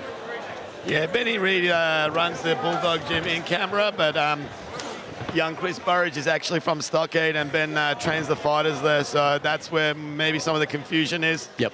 Dean Vujic, coming out of 8 Blade Warriors, he's actually one of the Muay Thai fighters that has fought K1 a few times, and he's fighting Chris, who's got quite a good record, 22 fights, 18 wins. Nice low kick there by Dean. Inside low kick back by Chris. Outside is checked. Right hand just misses the mark, and lovely right kick by Dean. Another right low kick. Yeah, both men exchanging chopping low kicks early. Burridge working the left leg there of Vujic, then going inside. Nice teep to the chest by Dean. Of course, with K1 rules, the kneeing is different to Muay Thai. You can only clinch with one hand, deliver one knee, and let go. Oh, lovely right hand down the line. Oh, Burridge is hurt. Burridge is rocked. Vujic now trying to pour the pressure on. And he fired back really well, Chris Burridge. Good straight right hand to the body. I love that shot. And nice left hook upstairs and right hand. Huge shot there on Burridge. Good right knee. Vujic finding his range early. Burridge is rocked, but he seems composed so far. He come back quick after those two heavy shots. Yeah, it really took him well. Oh, where's another one? Love to see a right uppercut from Dean after those shots. Oh, and a huge shot by Burridge. Bright Birkwhistle steps in. This is going to get a count. Yeah, Bryce is such a great referee in center ring, especially with K1 and boxing. He really knows what to look for when they're getting tagged with those big shots. Vujic, jump kick. And the towels come in. Ben Reed's thrown the towel in. It is over, ladies and gentlemen. And Dean Vujic takes this in round number 1. The fighter's safety is paramount. Chris Burridge as tough as they come, but Dean Vujic took it to him early and didn't let up. Yeah, good, really good work by the corner there. Let's have a look. These were mainly on the gloves, but that one was really to the chest. It was a right hand. There you go, straight down the middle. And there was another one that rocked Chris as well. Yeah, I think he turns southpaw at one stage as well, and that kind of opens up that path for that right hand. Nice teep to the chest. And yeah, when he went southpaw, it was just that slightly round right hand. Two good knees by Dean, and oh, that was the shot. A tough customer, but the pressure was too much. That one was right on the temple too. And then it was that was the punctuation mark, the exclamation mark on the fight, and Ben Reed with a good corner stoppage. The heel actually landed on that jumping kick. Yeah. Oh, he's going to want the tape of that. Oh yeah, that's done a little bit of damage to that nose too. Yeah. Oh yeah. Yeah, that looks like it's well and truly broken, unfortunately. But be a rough trip back home, I think, that one. Was it, what, 9-hour drive to Canberra? Well, that's if they drove, but either way, in the plane, it's not going to be any better. 2-hour chopper flight back. Well, I hope Chris is okay, and he'll be bouncing back after this one. Dean Vujic, 8 Blades Gym, taking home another W here this evening at Warriors Way. It was must have been about, what, 90 seconds into round number 1. But just one fight to come after this, our main event, Askerov and Aiulu, K1 battle. As we're just waiting for the trainers to bring things to center ring. You can just take a quick opportunity to thank all our sponsors. Forgot Game Face, sorry guys. Got to give a shout out to you guys. Glenny Kebabs, Icon Commercial, Gasoline Alley, Cafe Oji, CCM Insurance Group, MJ's Hideout, get an empanada. I completely recommend them. Positive K9 Training, and of course Hammers Gym. Big Glenn Carter from Game Face, mate. He's a ripper. Good fella. And speaking of rippers, we had a ripper fight, and we have to go down to center ring now for our official decision.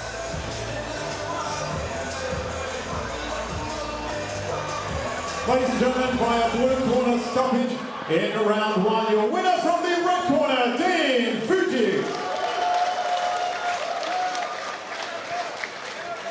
So Dean Vujic, out of 8 blades, takes the decision here in round number 1 at Warriors Way 25 Grand Prix Fight Night. Coming up next, our main event of the evening. Stick around, Askerov and Aiulu do battle.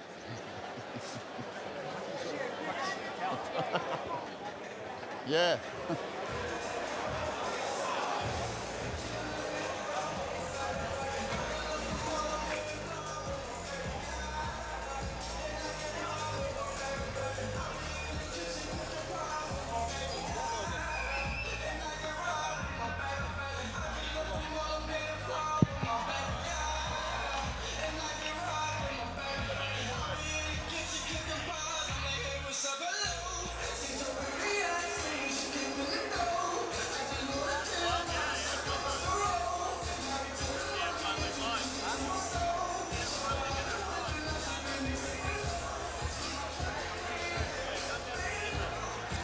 Tail of the tape on our main event of the evening in this K1 clash. Jonothan Aiulu out all styles.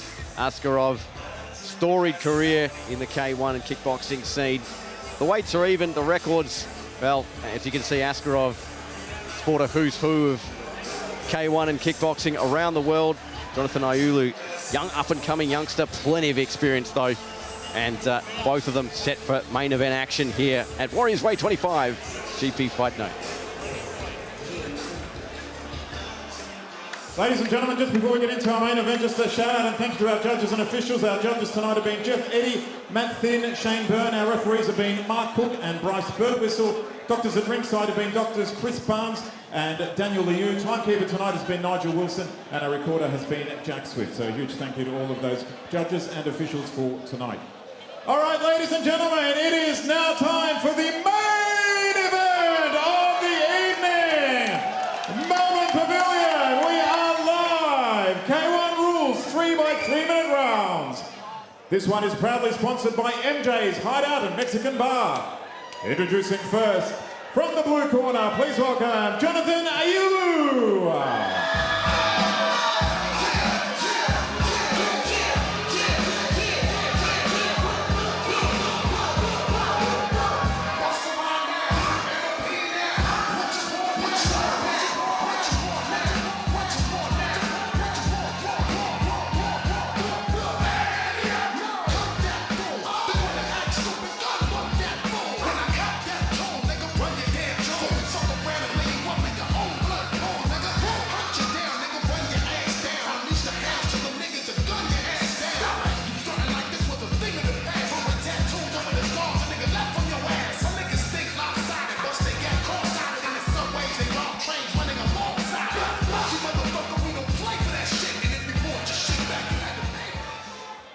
And his opponent from the red corner, please welcome Dzhabar Askerov.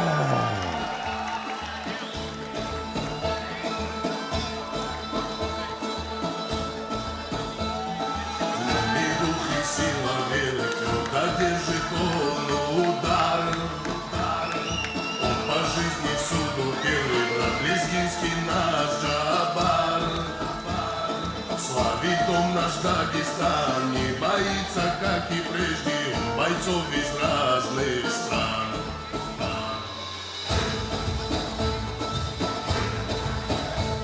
С чистым сердцем и душою в своем деле знает он.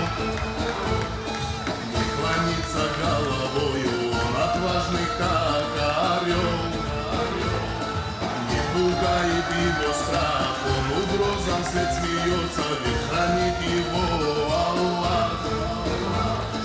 Не пугает его страх, он угрозам вслед смеется, ведь хранит его Аллах.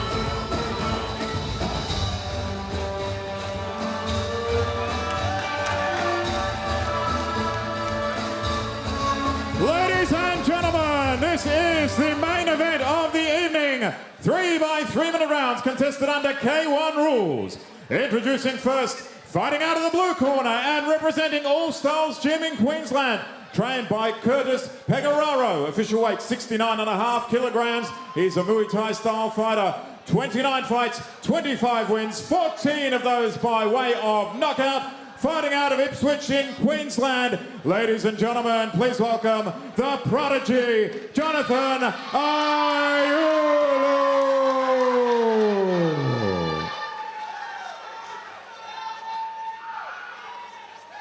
And his opponent, fighting out of the red corner, representing Matt Masters and Askerov MMA. Trained by Amin Yakubi, official weight 69.7 kilograms. He is a K1 fighter, a veteran of 156 fights, 118 wins, 55 of those by way of knockout. Tonight he fights out at Cheltenham, a current world champion. Please welcome Dzhabar Askerov.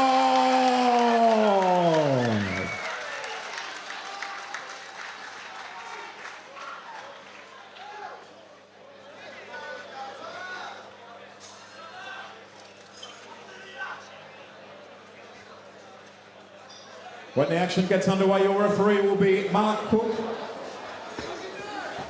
Fighters to centering for the referee's final instructions. All right, gentlemen, we've been through the rules and what's expected. Listen to my instructions at all times. Defend yourselves at all times. Touch gloves if you wish. Good luck. Go back to corners. And here we go. Askerov and Aiulu, storied veteran versus young up-and-comer. Can't wait for this one. K1 rules, 3 by 3 minute rounds in our main event. Please, buck it off. Aiulu in the blue trunks, Askerov in the black. One of the absolute legends of K1 and stand-up fighting worldwide. Dzhabar Askerov fought every big name you can think of in the world. And Jonothan Aiulu's got some big raps coming off him, on him from Queensland. Throws a beautiful right body kick, and he's just got to try to make sure he earns Djabar's respect early on in the fight. Lovely right low kick. Returned back by Dzhabar. Overhand by Dzhabar. Stop, break, step back, step back, step back, guys. Step back, don't push. Cookie separates them. Interesting fact about both of these two. Both had the same last opponent, Jonothan Tuhu, both getting the win. Aiulu fought him last year in October and Askerov back in 2019. Lovely left body kick by Jonothan Aiulu and a right kick. Dzhabar throws that overhand right, just catches the gloves of Jonothan. Beautiful step up right knee, right straight to the body by Jonothan Aiulu. And the tape's already come loose on Djabar's gloves. Quickly stops him.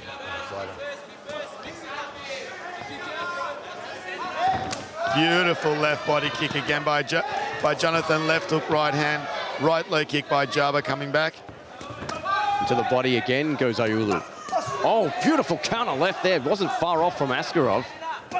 Yeah, you got to be careful with Dzhabar unloading with shots like that. He keeps that high guard and is always ready to counter. Checks that low kick, comes back with a straight right hand to the body again. Left body kick again by Jonathan. Left body kick. Beautiful kicks. And to the outside he goes, and up the middle with the uppercut. Yeah, to use that left hook to set up the right uppercut. Djabar's gone southpaw already, and Jonathan's throwing that right hand down the middle. Right body kick, right body kick. These are great kicks by Jonathan. Low kick back by Dzhabar.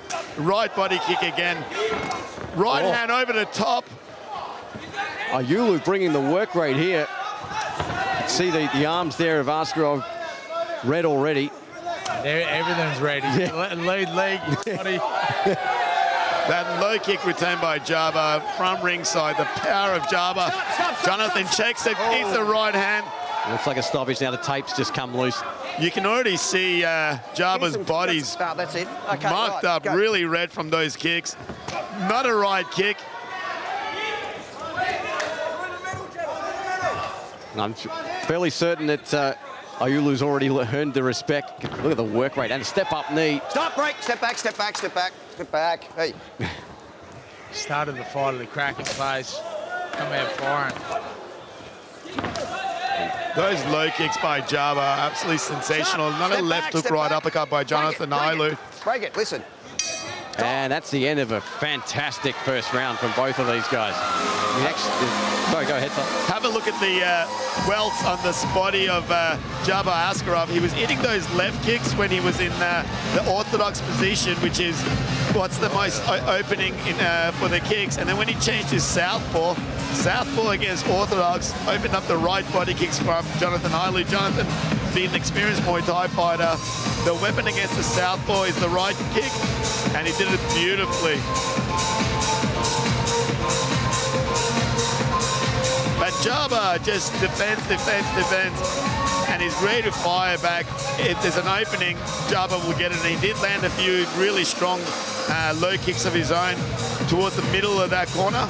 That right hand to the body scored well for Jonathan, but he got caught with that left hook as he was coming up from it. Come on, hurry up! And I think that kick there was the one that opened up Dzhabar. Here we go, round number 2. 3 by 3 minute rounds. And get ready for fireworks again here in round 2. Nice teep there. Beautiful left kick by Dzhabar. Checks Jonathan's kick back. Jab right knee. Right hand blocked high with Djabar's high guard. Dzhabar attempts the low kick again. Left kick, catches it, counters back. Right hand, the powerful left kicks from Dzhabar. Nice left kick by Jonathan Aiulu. I would be very careful getting in a firefight with someone like Dzhabar Askerov. Nice right knee. Step-up knees are working really beautifully. And another one. Yeah, you can see that when he's targeting that left side. Nice counter left there from Aiulu. Catches the kick really well and comes back with that left hook. Right hand as Dzhabar went to throw his right kick. Left body rip. That's one of Dzhabar's bread and butter shots too. Dzhabar now answering with a couple of low kicks. And well, smiles there from Aiulu, but Djabar's all business as usual. He comes straight up the middle and goes low. Both gentlemen exchange body kicks again to the left side. Goes Aiulu.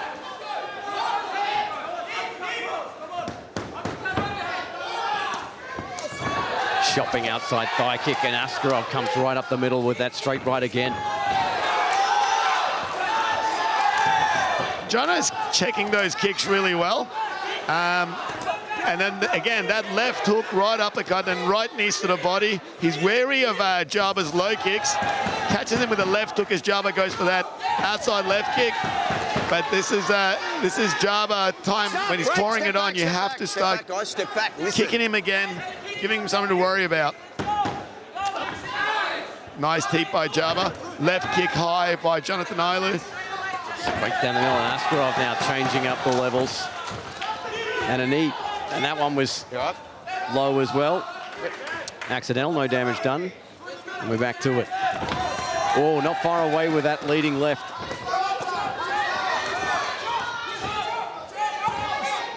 Stop, break, step back, guys, step back, fight out of it, come on. Aiulu had great success with those step-up knees so far. Dzhabar to the body. Step back, break, stop holding, guys, stop holding, step back, come on. Mark Cook overseeing, right on top of this one. I think the pace of the first round and a half starting to catch up with both the boys. Knee for knee exchange in the clinch. Come on, step back, guys, step They're back. Starting to get, starting to lean on each other a little bit more. You can see the welts on the thighs of both of them. Oh, you heard that one in the 10th row. That left kick to the arms. Askerov now trying to tee off in the corner. Time! And round number 2 in the books. Wow, what a fight. There's some sore boys tomorrow, I think. Yeah. So why were you saying you stopped fighting kickboxing and Muay Thai, Kane, earlier? I'm saying why I stopped right now. But Djabar's absolutely made out of stone. You just see the way he came back towards the second half of that second round. I mean, for the first round was a dominant round for Jonothan Aiulu, and I think that round he still did some really good work, but you can just start seeing Djabar's toughness just coming in and chopping those low kicks, and you just start to see Jonothan starting to react a little bit to those low kicks instead of checking up.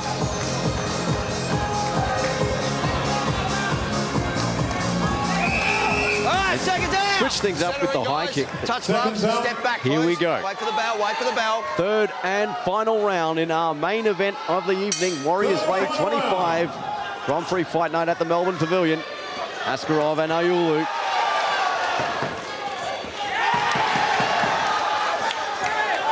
Both men standing in the pocket, trading punches here. Askerov going to the body. Vintage Dzhabar Askerov. Getting on the inside, working the body, coming up with the hooks. Good left kick by Jonothan. He just needs to keep that distance. Oh, good counter right hand and right knee from Jonothan. Couple of good solid right hands. Right uppercut as Dzhabar tries to clinch up. Break, step back, stop the rabbit punching, guys, step back. Wow, frenetic pace, 30 seconds into this third and final round. Aiulu and Askerov, I think we got a, looks like it was an accidental headbutt, I think. Yeah, that's okay, right? Okay. Good sportsmanship by Dzhabar when he thought he accidentally headbutted Jonothan. Jonothan can't wait for Dzhabar. Dzhabar, beautiful low kick. Overhand right, catch and counter by Jonothan Aiulu. They tie up again. Step back. Cookie separates them out. Right high kick by Jonothan Aiulu.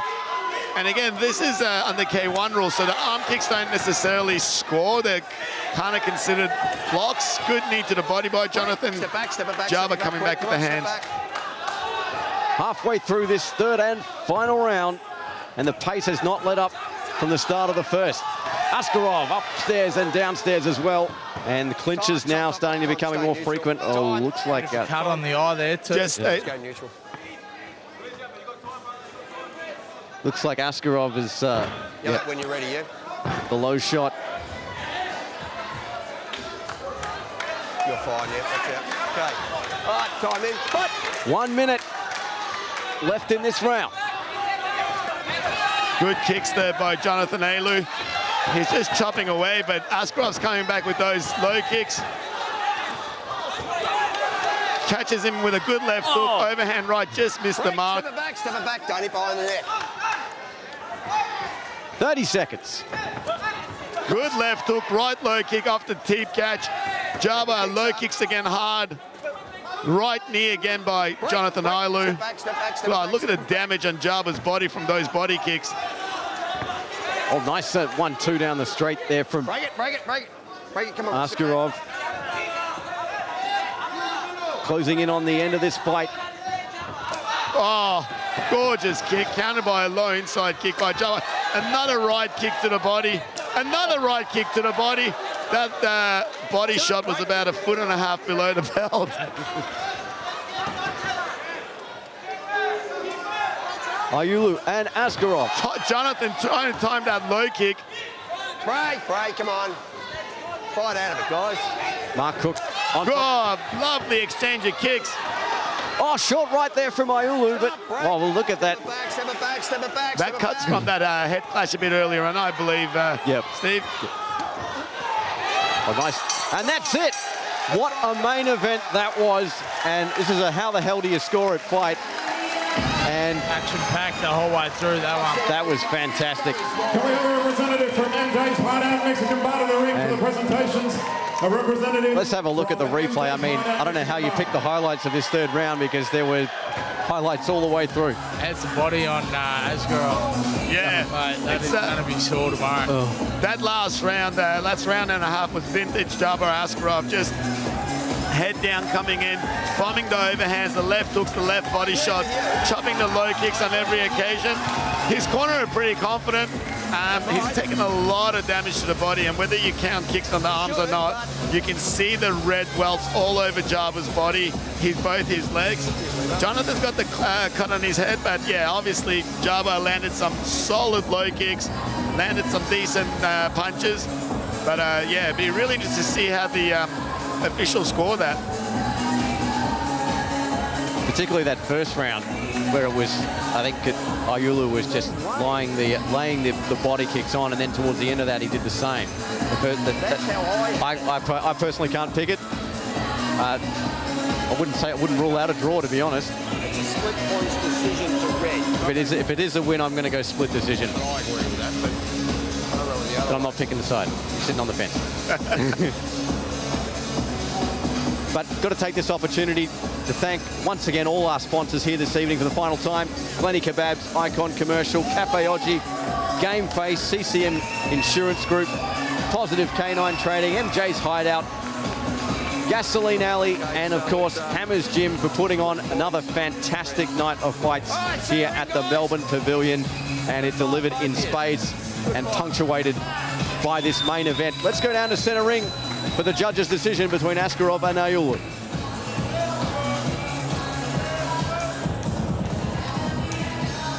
Ladies and gentlemen, after 3 hard-fought rounds, this is the way the judges saw it. Judge 1 scored the bout 29-28 blue. Judge 2 scored the bout 29-28 red. The final judge scored it 30-27 to your winner from the red corner, Dzhabar Askerov.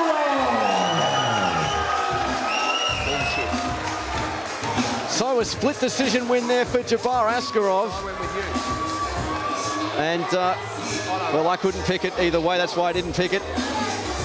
But the veteran gets another win in an absolutely fantastic main event. And at least I'm just hoping for a rematch. Easily. Depending on when Askerov's ribs are healed. But Mark the Hammer Castanini's done it again here at Warriors Way, and we're going to have a short word here with Askerov. Should have got that 2 rounds 1. And let's go down centre ring 27. Fuck no way. as the winner is standing by. Give me 2 of those rounds. Go. Just after this team photo, sorry. But hell of a main event, guys. We'll get your thoughts just after we have a word with Dzhabar Askerov. Dzhabar, absolutely unbelievable. What an unbelievable bout that was. 3 rounds, you guys left it all in the ring. You can see the welts up and down your body. Wow. Man, first of all, I want to say thanks. Marcus Tagini, thanks, man, for putting on a show. Let me come back after 2 years, more than 2 years of sitting on my bum, and doing nothing. But thank you guys. And I want to thank Mad Masters Gym with Amin and boys. True family, honestly. Supported like beginners. It's not like a world level fighters, but they are good fighters and good people. I love them. They treat me like a family. And I want to thank my own gym going to come up soon, Askerov. Askerov, I may see you guys soon in Bangkok. I want to thank my sponsors, AC Home Loans, Vujic for the mad sponsorship opportunity and help to me, and Napconic property. Thank you guys, man, for your awesome support. Appreciate it a lot. Without you, wouldn't be winning this today. Congratulations once again, an unbelievable effort. What's next for you after that? I don't know, man. I was waiting for the fight to see what level I am still, after 2 years of break. And feels good. I got some heavy kicks, these board kicks. I love to test myself again after 2 years. I'm ready for anything. That's it. Fantastic, continued success. What an unbelievable effort. Well done, Dzhabar. So a very happy Dzhabar Askerov. He's the winner in our main event of the evening here at Warriors Way 25. And standing by is Jonothan Aiulu. We're just going to have a chat to Jonathan. I mean, a split decision. It must be a little bit heartbreaking, but you hung in there with him. Nobody can fault you. It was an unbelievable. You got your support behind you as well. What a great effort. Yeah, cheers, man. We always knew it was going to be a tough fight coming in. Obviously going up against a legend like Dzhabar. It's an honour to share the ring with him. I've got to thank my team, Necker, Curtis, Ashton back home, all my sponsors, Royal Phase, Meredith Metalworks, and big thanks to Mark as well for having me on. Appreciate it, and thanks everyone for coming out tonight. I really appreciate it. My family, thanks for coming out. Well done, Jonathan. What's next for you after that? Rest, recover, and then we're back at it in May. Yeah. Continued success. Well done. Great effort. Fantastic. Well, very gracious Jonothan Aiulu in defeat.